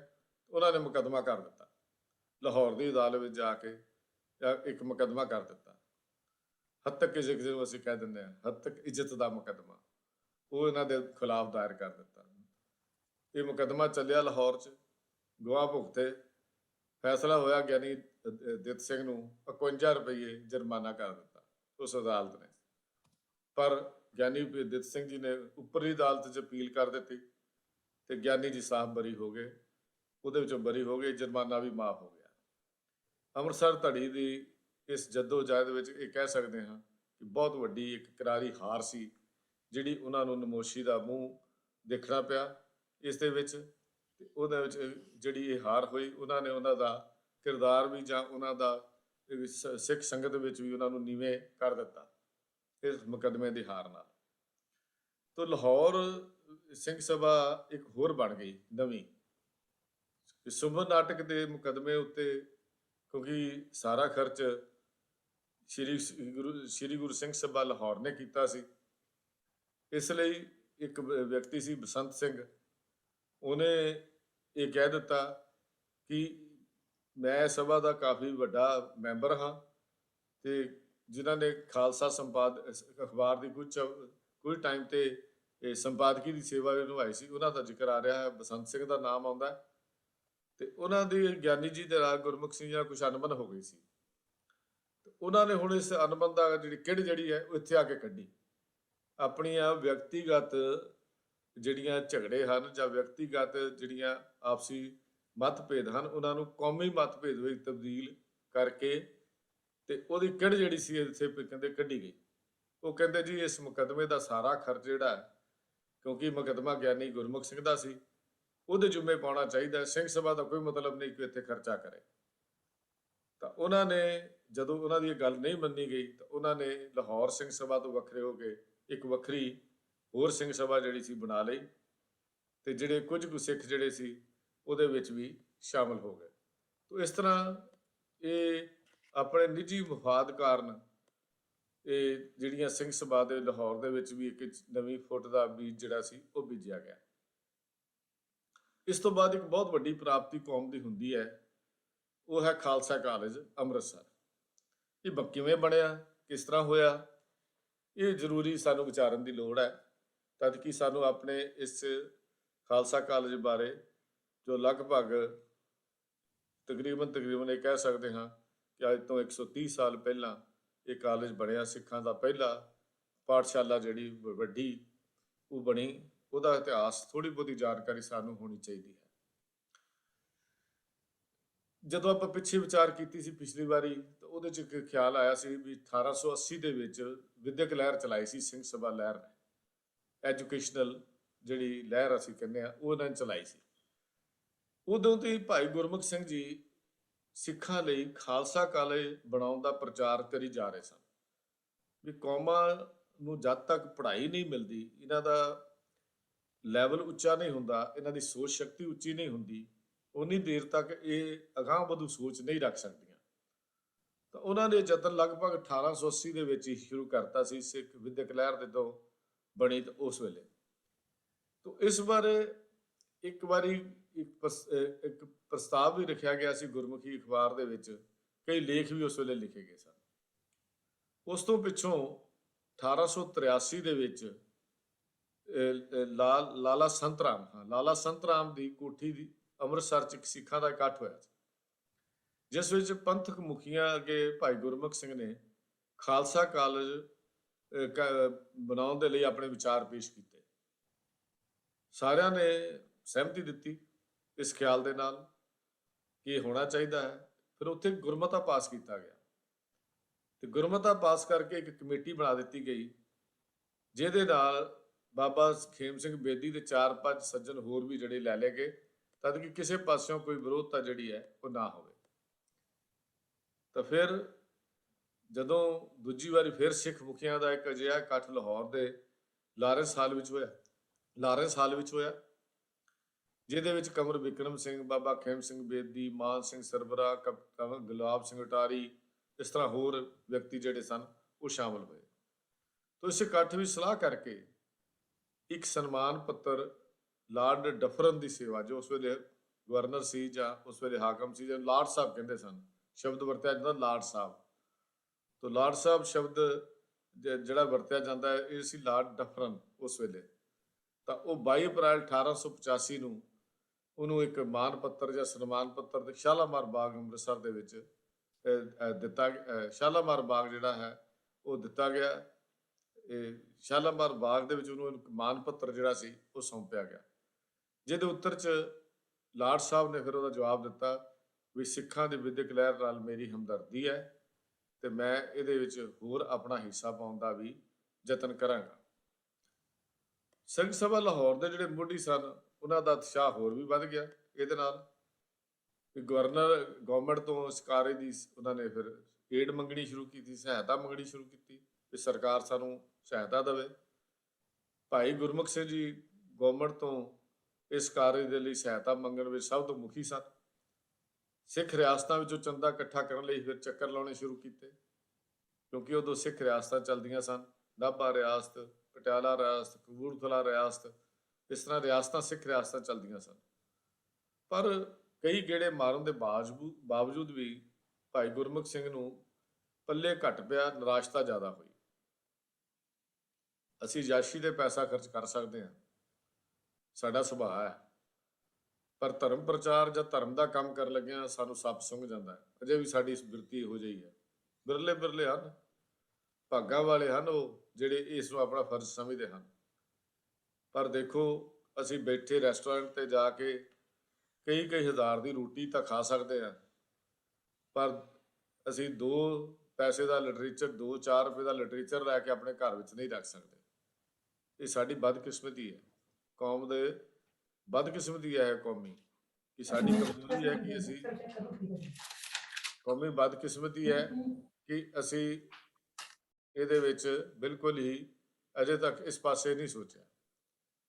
ਰਿਆਸਤਾਂ ਸਿੱਖ ਸਨ ਤੇ ਖਾਲਸਾ ਕਾਲਜ ਦੀ ਸਹਾਇਤਾ ਜਦੋਂ ਮੰਗੀ ਗਈ, ਲਗਭਗ ਪੂਰਾ ਜਿਹਾ ਜਵਾਬ ਜਿਹੜਾ ਸੀ ਇਹਨਾਂ ਰਿਆਸਤਾਂ ਨੇ ਦਿੱਤੇ, ਪੱਲੇ ਕੁਝ ਨਾ ਪਿਆ। ਇਸ ਤਰ੍ਹਾਂ ਕੋਈ ਹੋਰ ਅਮੀਰਾਂ ਕੋਲ ਵੀ ਭਾਈ ਗੁਰਮੁਖ ਸਿੰਘ ਜੀ ਨੇ ਇਹ ਜਾ ਕੇ ਆਪਣੀ ਰੱਖੀ ਕਿ ਅਸੀਂ ਖਾਲਸਾ ਕਾਲਜ ਖੋਲ੍ਹਣਾ ਚਾਹੁੰਦੇ ਹਾਂ, ਉਹਦੇ ਲਈ ਪੈਸਾ ਚਾਹੀਦਾ, ਚੰਦਾ ਚਾਹੀਦਾ ਹੈ। ਭਾਈ ਗੁਰਮੁਖ ਸਿੰਘ ਨੇ ਫਿਰ ਜਦੋਂ ਉਹਨਾਂ ਨੇ ਉਹਦੇ ਲਈ ਸਵਾਲ ਕੀਤੇ ਤੇ ਮਹਾਰਾਜਾ ਫਰੀਦਕੋਟ ਕਹਿਣ ਲੱਗਾ ਜੀ ਜੇ ਤੁਸੀਂ ਕਾਲਜ ਮੇਰੇ ਨਾਮ ਤੇ ਬਣਾ ਦਿਓ ਤਾਂ ਸਹਾਇਤਾ ਦੇ ਸਕਦਾ, ਨਹੀਂ ਤਾਂ ਨਹੀਂ ਮਿਲੇਗੀ। ਇਸ ਤਰ੍ਹਾਂ ਕਈ ਅਮੀਰ ਬੰਦਿਆਂ ਨੇ ਵੀ ਕਿਹਾ ਵੀ ਸਹਾਇਤਾ ਤਾਂ ਮਿਲੇਗੀ ਜੀ ਸਾਡਾ ਨਾਂ ਜਿਹੜਾ ਸਾਡੇ ਨਾਂ ਤੇ ਕਾਲਜ ਰੱਖੋ, ਕਾਲਜ ਦਾ ਨਾਂ ਸਾਡੇ ਨਾਂ ਤੇ ਰੱਖੋ। ਹਉਮੈ ਹਮੇਸ਼ਾ ਹੀ ਇਨਸਾਨ ਦੇ ਅੰਦਰ ਰਹੀ ਹੈ। ਆਪਣਾ ਨਾਂ ਦੇਖਣ ਦੇ ਲਈ ਹਰ ਵਿਅਕਤੀ ਚਾਹੁੰਦਾ ਹੈ ਕਿ ਮੇਰਾ ਨਾਮ ਜਿਹੜਾ ਉਹ ਪਲੇਟਾਂ ਦੇ ਉੱਤੇ ਲੱਗ ਜਾਏ। ਉਹੀ ਕਾਰਨ ਹੈ ਕਿ ਅੱਜ ਗੁਰਦੁਆਰਾ ਸਾਹਿਬ ਵਿੱਚ ਪੱਖਿਆਂ ਦੇ ਉੱਤੇ ਟੰਗੇ ਹੋਏ, ਪੱਖਿਆਂ ਦੇ ਉੱਤੇ ਨਾਂ ਜਿਹੜੇ ਘੁੰਮਦੇ ਹੋਏ ਨਜ਼ਰ ਆਉਂਦੇ ਨੇ, ਪਿੱਛੇ ਛੁਪੀ ਹੋਈ ਹਉਮੈ ਹੀ ਹੁੰਦੀ ਹੈ। ਮਤ ਸਮਝਣਾ ਕਿ ਉਹਨਾਂ ਦੀ ਕੋਈ ਭਾਵਨਾ ਜਿਹੜੀ ਗੁਰਦੁਆਰੇ ਦੀ ਸੇਵਾ ਦੀ ਹੈ। ਲੱਗੇ ਹੋਏ ਪੱਥਰਾਂ ਦੀ ਪਰਿਕਰਮਾ 'ਚ ਲੱਗੇ ਹੋਏ ਪੱਥਰਾਂ ਦੇ ਉੱਤੇ ਉਕਰੇ ਹੋਏ ਨਾਮ ਵੀ ਵਿੱਚੋਂ ਵੀ ਇਹੋ ਕੁਝ ਹੀ ਨਜ਼ਰ ਆਉਂਦਾ ਹੈ। ਇਹ ਛੋਟੀਆਂ ਗੱਲਾਂ ਨਹੀਂ ਹਨ। ਮੈਂ ਇੱਕ ਘਟਨਾ ਪੜ੍ਹੀ ਸੀ, ਮੈਨੂੰ ਯਾਦ ਆਈ ਇਤਿਹਾਸ ਦੀ, ਕਿ ਇੱਕ ਬਜ਼ੁਰਗ ਮਾਤਾ ਦਰਬਾਰ ਸਾਹਿਬ ਦੇ ਵਿੱਚ ਮੱਥਾ ਟੇਕਣ ਗਈ ਔਰ ਪਰਿਕਰਮਾ ਦੇ ਬਾਰ-ਬਾਰ ਚੱਕਰ ਲਾ ਕੇ ਚੱਕਰ ਹੀ ਲਾਈ ਜਾ ਰਹੀ ਹੈ ਤੇ ਪੱਥਰਾਂ ਵੱਲ, ਇਕੱਲੇ ਪੱਥਰ ਵੱਲ ਬੜਾ ਨਿਗਾਹ ਲਾ ਕੇ ਦੇਖਦੀ ਹੈ। ਜਦੋਂ ਉਹਨੂੰ ਪੁੱਛਿਆ ਵੀ ਤੂੰ ਇਹ ਕੀ ਕਰਦੀ ਹੈ, ਕਿ ਕਹਿੰਦੀ ਸੀ ਮੈਂ ਪੱਥਰ, ਮੇਰੇ ਸੰਬੰਧੀਆਂ ਨੇ ਇੱਥੇ ਇੱਕ ਪੱਥਰ ਲਾਇਆ ਸੀ, ਉਹਨੂੰ ਲੱਭਦੀ ਹੈ, ਮੈਂ ਆਪਣੇ ਨਾਮ ਦਾ ਪੱਥਰ ਦੇਖਣਾ। ਇਹ ਹੈ ਸਾਡੀ ਸੋਚ। ਅਸੀਂ ਇਸ ਸੋਚ ਦੇ ਉੱਤੇ ਖੜੇ ਹਾਂ ਵੀ ਸਾਡੇ ਨਾਮ ਦੇ ਪੱਥਰ ਲੱਗੇ ਹੋਣ, ਸਾਡੇ ਨਾਮ ਦੇ ਪੱਖੇ ਦੇ ਉੱਤੇ ਸਾਡੇ ਨਾਮ ਪੱਖੇ ਉੱਤੇ ਘੁੰਮਦੇ ਹੋਣ। ਇੱਥੋਂ ਤੱਕ ਹੀ ਨਹੀਂ ਵੀ ਭਾਈ ਸਾਹਿਬ ਅਰਦਾਸ ਵਿੱਚ ਕਿਤੇ ਨਾ ਬੋਲਣਾ ਭੁੱਲ ਜਾਣ ਤਾਂ ਅਗਲੀ ਵਾਰੀ ਉਹਨਾਂ ਦਾ ਵੀ ਨਾਰਾਜ਼ਗੀ ਹੋ ਜਾਂਦੀ ਹੈ। ਪੈਸੇ ਹੀ ਨਹੀਂ, ਗੁਰਦੁਆਰਾ ਸਾਹਿਬ ਨੂੰ ਮਾਇਆ ਹੀ ਨਹੀਂ ਦੇਣੀ, ਭਾਵੇਂ ਅਮਰੀਕਾ ਹੈ ਤੇ ਭਾਵੇਂ ਇੰਡੀਆ ਹੈ, ਨਾਮ ਹਰ ਥਾਂ ਬੋਲਣ ਦਾ ਰਿਵਾਜ ਜਿਹੜਾ ਬਣਿਆ ਜਾਂਦਾ।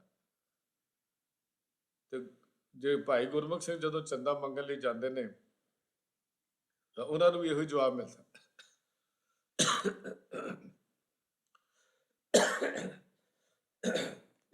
ਮਿਲਦਾ ਹੈ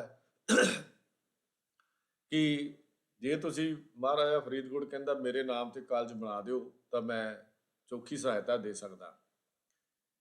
ਅਮੀਰਾਂ ਨੇ ਵੀ ਇਹੋ ਕਿਹਾ। ਭਾਈ ਗੁਰਮੁਖ ਸਿੰਘ ਨੇ ਇੱਕੋ ਹੀ ਜਵਾਬ ਦਿੱਤਾ ਜੀ ਖਾਲਸਾ ਕਾਲਜ ਕੌਮ ਦਾ ਹੈ, ਖਾਲਸਾ ਕਾਲਜ ਸਾਂਝਾ ਹੈ, ਇਹਦਾ ਨਾਮ ਖਾਲਸਾ ਕਾਲਜ ਹੀ ਰਹੇਗਾ।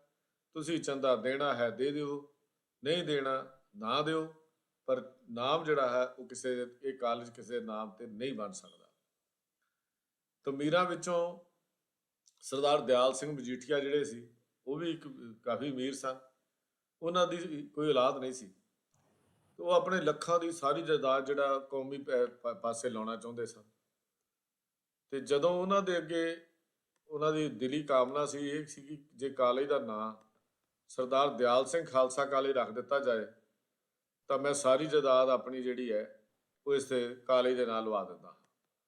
ਉਹਨਾਂ ਨੇ ਆਪਣਾ ਇਹ ਪ੍ਰਸਤਾਵ ਵੀ ਗੁਰਮੁਖ ਸਿੰਘ ਜੀ ਦੇ ਰੱਖਿਆ, ਪਰ ਗੁਰਮੁਖ ਸਿੰਘ ਜੀ ਪੰਥਕ ਸੰਸਥਾ ਨੂੰ ਇੰਡੀਵਿਜੂਅਲ ਜਾਤੀ ਰੰਗਤ ਨਹੀਂ ਸੀ ਦੇਣਾ ਚਾਹੁੰਦੇ, ਜਾਂ ਇਹ ਕਹਿ ਲਈਏ ਕਿ ਵਿਅਕਤੀਗਤ ਰੰਗਤ ਨਹੀਂ ਸੀ ਦੇਣਾ ਚਾਹੁੰਦੇ। ਇਸ ਲਈ ਉਹਨਾਂ ਨੇ ਦਿਆਲ ਸਿੰਘ ਦੀ ਮੰਗ ਵੀ ਜਿਹੜੀ ਸੀ ਅਪਰਵਾਨ ਕਰ ਦਿੱਤੀ, ਇਹ ਮਨਜ਼ੂਰ ਨਹੀਂ ਕੀਤੀ। ਇਹ ਬੜਾ ਉੱਚਾ ਕਿਰਦਾਰ ਹੈ, ਹੌਸਲਾ ਰੱਖਣਾ ਪੈਂਦਾ ਹੈ ਟੱਕਰ ਲੈਣ ਲਈ ਵੱਡਿਆਂ ਨਾਲ।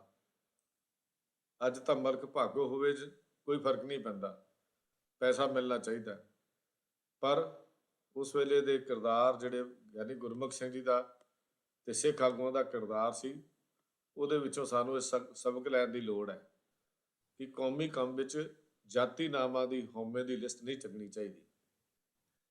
ਫਿਰ 1885 ਤੋਂ ਪਿੱਛੋਂ ਗੌਰਮੈਂਟ ਕਿਉਂਕਿ ਸਿੱਖਾਂ ਦੀ ਰਾਜ ਭਗਤੀ ਤੋਂ ਪ੍ਰਸੰਨ ਹੋ ਗਈ ਸੀ, ਇਸ ਲਈ ਖਾਲਸਾ ਦੀਵਾਨ ਲਾਹੌਰ ਨੂੰ ਇਸ ਵਿਦਿਅਕ ਲਹਿਰ ਨੂੰ ਤੋਰਨ ਦੇ ਲਈ ਹੋਰ ਵੀ ਥੋੜ੍ਹਾ ਜਿਹਾ ਉਤਸ਼ਾਹ ਮਿਲ ਗਿਆ। ਗੌਰਮੈਂਟ ਵੱਲੋਂ ਸਪੋਰਟ ਮਿਲਣੀ ਸ਼ੁਰੂ ਹੋਈ। 1889 ਦੇ ਵਿੱਚ ਖਾਲਸਾ ਕਾਲਜ ਅਸਥਾਪਨ ਕਮੇਟੀ ਬਣਾਈ ਗਈ। 1899 ਦੇ ਵਿੱਚ ਖਾਲਸਾ ਕਾਲਜ ਅਸਥਾਪਨ ਕਮੇਟੀ, ਇਸ ਕਮੇਟੀ ਦਾ ਪਹਿਲਾ ਇਕੱਠ 22 ਫਰਵਰੀ 1890 1890 22 ਫਰਵਰੀ 1890 ਨੂੰ ਲਾਹੌਰ ਵਿੱਚ ਹੋਇਆ। ਸਰਕਾਰੀ ਹੁਕਮ ਦੇ ਨਾਲ ਇਲਾਕੇਵਾਰ ਚੰਦਾ ਇਕੱਠਾ ਕਰਨ ਲਈ ਲਿਸਟਾਂ ਬਣ ਗਈਆਂ ਤੇ ਸਿੱਖ ਅਮੀਰਾਂ ਦੇ ਪਾਸ ਗਵਰਨਮੈਂਟ ਵੱਲੋਂ ਬਕਾਇਦਾ ਸਰਕੂਲਰ ਭੇਜੇ ਗਏ। ਇੱਕ ਡੈਪੂਟੇਸ਼ਨ ਜਿਹਦੇ ਮੋਢੀ ਭਾਈ ਗੁਰਮੁਖ ਸਿੰਘ ਤੇ ਭਾਈ ਜਵਾਹਰ ਸਿੰਘ ਸਨ, ਉਹ ਚੰਦਾ ਇਕੱਠਾ ਕਰਨ ਲਈ ਸਿੱਖ ਮਹਾਰਾਜਾ ਪਾਸ ਪਹੁੰਚ ਗਿਆ। ਹੁਣ ਜਦੋਂ ਸਰਕਾਰ ਥੋੜ੍ਹੀ ਬਹੁਤੀ ਇਨਵਾਲਵ ਹੋਈ ਜਾਂ ਸਰਕਾਰ ਥੋੜ੍ਹੀ ਬਹੁਤੀ ਉੱਥੇ ਵੀ ਸ਼ਾਮਲ ਹੋਈ ਤੇ ਸਰਕਾਰ ਵੱਲੋਂ ਜਦੋਂ ਉਹ ਪੱਤਰ ਪਹੁੰਚੇ ਤਾਂ ਫਿਰ ਜਦੋਂ ਸਰਕਾਰ ਦੇ ਗੱਲ ਮੰਨਣੀ ਨਾ ਮੰਨਣੀ ਦਾ ਬੜਾ ਔਖਾ ਜਿਹਾ ਕੰਮ ਹੋ ਜਾਂਦਾ। ਤਾਂ ਉਹਨਾਂ ਨੇ ਜਦੋਂ ਸਰਕਾਰ ਦੇ ਕੋਲ ਸਰਕਾਰੀ ਦਰਬਾਰ ਤੋਂ ਪੱਤਰ ਹੋਏ ਇਸ ਲਹਿਰ ਦੇ ਲਈ ਵੀ ਇਸ ਲਹਿਰ ਦੇ ਵਿੱਚ ਸਾਨੂੰ ਚੰਦਾ ਸਿੱਖਾਂ ਨੂੰ ਦਿੱਤਾ ਜਾਵੇ, ਅਮੀਰਾਂ ਨੂੰ ਵੀ ਚਿੱਠੀਆਂ ਚੱਲ ਗਈਆਂ ਵੀ ਚੰਦਾ ਜਿਹੜਾ ਦਿੱਤਾ ਜਾਵੇ। ਤੇ ਜਦੋਂ ਹੁਣ ਭਾਈ ਗੁਰਮੁਖ ਸਿੰਘ ਤੇ ਭਾਈ ਜਵਾਹਰ ਸਿੰਘ ਜੀ ਜਦੋਂ ਹੁਣ ਮਹਾਰਾਜਾ ਦੇ ਪਾਸ ਚੰਦਾ ਇਕੱਠਾ ਕਰਨ ਜਾਂਦੇ ਹਨ ਤਾਂ ਫਿਰ ਮਹਾਰਾਜਾ ਪਟਿਆਲੇ ਨੇ ਸਭ ਤੋਂ ਪਹਿਲਾਂ 1.5 ਲੱਖ ਰੁਪਈਆ ਇਸ ਵਿੱਚ ਆਪਣਾ ਯੋਗਦਾਨ ਪਾਇਆ। ਉਹੀ ਜਿਹੜੇ ਪਹਿਲਾਂ ਆਪਣਾ ਨਾਮ ਦੀਆਂ ਕਹਾਣੀਆਂ ਜਾਂ ਨਾਮ ਦੇ ਸੋਹਲੇ ਗਾਉਂਦੇ ਸਨ, ਹੁਣ ਸਰਕਾਰੀ ਚਿੱਠੀਆਂ ਆਉਣ ਤੇ ਉਹ ਨਾਮ ਵੀ ਸੋਹਲਾ ਵੀ ਮਿਟ ਗਿਆ, ਨਾਮ ਦੀ ਲਾਲਸਾ ਵੀ ਮਿਟ ਗਈ, ਕਿਉਂਕਿ ਸਰਕਾਰ ਦਰਬਾਰ ਦੇ ਨਾਲ ਨਾਰਾਜ਼ਗੀ ਬੜੀ ਮਹਿੰਗੀ ਪੈਂਦੀ ਹੈ। ਤਾਂ ਉਹਨਾਂ ਨੇ 1.5 ਲੱਖ ਰੁਪਇਆ ਜਿਹੜਾ ਸੀ ਮਹਾਰਾਜਾ ਪਟਿਆਲਾ ਨੇ ਦਿੱਤਾ। ਇੱਥੋਂ ਫਿਰ ਖਾਲਸਾ ਕਾਲਜ ਦਾ ਮੁੱਢ ਜਿਹੜਾ ਸੀ ਵੱਜ ਜਾਂਦਾ ਹੈ। ਇਸ ਤੋਂ ਪਿੱਛੋਂ ਮਹਾਰਾਜਾ ਨਾਭਾ ਨੇ ਵੀ ਤੇ 1.5 ਲੱਖ ਰੁਪਇਆ 1,50,000 ਰੁਪਏ ਦਿੱਤੇ ਤੇ ਕੌਂਸਲ ਜੀਂਦ ਕੌਂਸਲ ਨੇ 75,000 ਰੁਪਏ ਜਿਹੜੇ ਸੀ ਦਿੱਤੇ ਤੇ ਮਹਾਰਾਜਾ ਕਪੂਰਥਲਾ ਨੇ 1 ਲੱਖ ਦਾ ਚੰਦਾ ਦਿੱਤਾ ਤੇ ਅੰਗਰੇਜ਼ੀ ਇਲਾਕਿਆਂ ਵਿੱਚੋਂ ਹੋਰ ਵੀ ਕਾਫੀ ਸਹਾਇਤਾ ਜਿਹੜੀ ਸੀ ਮਿਲ ਗਈ। ਯਾਨੀ ਗੁਰਮੁਖ ਸਿੰਘ ਤੇ ਭਾਈ ਜਵਾਹਰ ਸਿੰਘ ਜੀ ਜਿਹੜੇ ਇਸ ਕੰਮ 'ਚ ਲੱਗੇ ਹੋਏ ਸਨ, ਉਹਨਾਂ ਨੂੰ ਕਾਫੀ ਸਹਾਇਤਾ ਜਿਹੜੀ ਇਸ ਕੰਮ ਦੇ ਵਿੱਚ ਹੋਰ ਵੀ ਮਿਲ ਗਈ। ਹੁਣ ਅਗਲਾ ਸਵਾਲ ਆ ਗਿਆ ਵੀ ਇਹ ਖਾਲਸਾ ਕਾਲਜ ਬਣੇ ਕਿੱਥੇ? ਬੜੀ ਔਖਾ ਜਿਹਾ ਸਵਾਲ ਸੀ। ਕਈ ਲੱਖ ਰੁਪਏ ਜਦੋਂ ਜਮ੍ਹਾਂ ਹੋਣ ਤੇ ਇਹ ਵਿਚਾਰ ਚਰਚਾ ਚੱਲ ਪਈ ਵੀ ਹੁਣ ਪੈਸਾ ਆ ਗਿਆ ਤੇ ਹੁਣ ਕਾਲਜ ਬਣਾਉਣਾ ਕਿੱਥੇ ਹੈ? ਵੀ ਦੋ ਹੀ ਸਥਾਨ ਹੈ, ਜਾਂ ਲਾਹੌਰ ਬਣੇ ਜਾਂ ਅੰਮ੍ਰਿਤਸਰ ਬਣੇ। ਖਾਲਸਾ ਦੀਵਾਨ ਲਾਹੌਰ ਦੇ ਮੋਢੀਆਂ ਦੀ ਰਾਏ ਇਹ ਸੀ ਕਿ ਇਹ ਸਾਡੇ ਇਸ ਜੋ ਜ਼ਿਆਦਾ ਯੋਗਦਾਨ ਹੈ ਇਹ ਲਾਹੌਰ ਬਣਨਾ ਚਾਹੀਦਾ ਹੈ। ਗਵਰਨਮੈਂਟ ਵੀ ਇਹ ਵੀ ਚਾਹੁੰਦੀ ਸੀ ਕਿ ਇਹ ਜਿਹੜਾ ਖਾਲਸਾ ਕਾਲਜ ਹੈ ਇਹ ਲਾਹੌਰ ਦੇ ਵਿੱਚ ਬਣੇ। ਤੇ ਗਵਰਨਮੈਂਟ ਕਾਲਜ ਦੇ ਡੀਏਵੀ ਕਾਲਜ ਦੇ ਨੇੜੇ ਤੇੜੇ ਜਗ੍ਹਾ ਦੇਣ ਲਈ ਵੀ ਤਿਆਰ ਹੋ ਗਈ। ਇਹ ਦੇਖ ਕੇ ਆਰੀਆ ਸਮਾਜੀਆਂ ਨੂੰ ਕਹਿੰਦੇ ਨੇ ਪਿੱਸੂ ਪੈ ਗਏ। ਆਰੀਆ ਸਮਾਜੀਆਂ ਨੂੰ ਪਿੱਸੂ ਪੈ ਗਏ ਕਿ ਆਰੀਆ ਸਮਾਜੀਆਂ ਨੂੰ ਇਸ ਦੇਖ ਕੇ ਪਿੱਸੂ ਪੈ ਗਏ ਵੀ ਜੇ ਸਾਡੇ ਨੇੜੇ ਕਾਲਜ ਬਣ ਗਿਆ ਤੇ ਸਾਡਾ ਤਾਂ ਕੰਮ ਜਿਹੜਾ ਬੰਦ ਹੋ ਜਾਏਗਾ, ਜਾਂ ਸਾਡਾ ਤਾਂ ਅੱਗੇ ਹੀ ਸਾਨੂੰ ਪੈਸਾ ਕੋਈ ਨਹੀਂ ਮਿਲਦਾ। ਉਹਨਾਂ ਨੇ ਇਹ ਸੋਚ ਲਿਆ ਵੀ ਜੇ ਖਾਲਸਾ ਕਾਲਜ ਲਾਹੌਰ ਬਣ ਗਿਆ ਤਾਂ ਫਿਰ ਡੀਏਵੀ ਕਾਲਜ ਦੀ ਸਕੀਮ ਜਿਹੜੀ ਉਹ ਤਾਂ ਫੇਲ ਹੋ ਜਾਏਗੀ, ਧਰੀ ਧਰਾਈ ਰਹਿ ਜਾਏਗੀ, ਕਿਉਂਕਿ ਉਹ ਡੀਏਵੀ ਕਾਲਜ ਬਣਾਉਣਾ ਚਾਹੁੰਦੇ ਸਨ।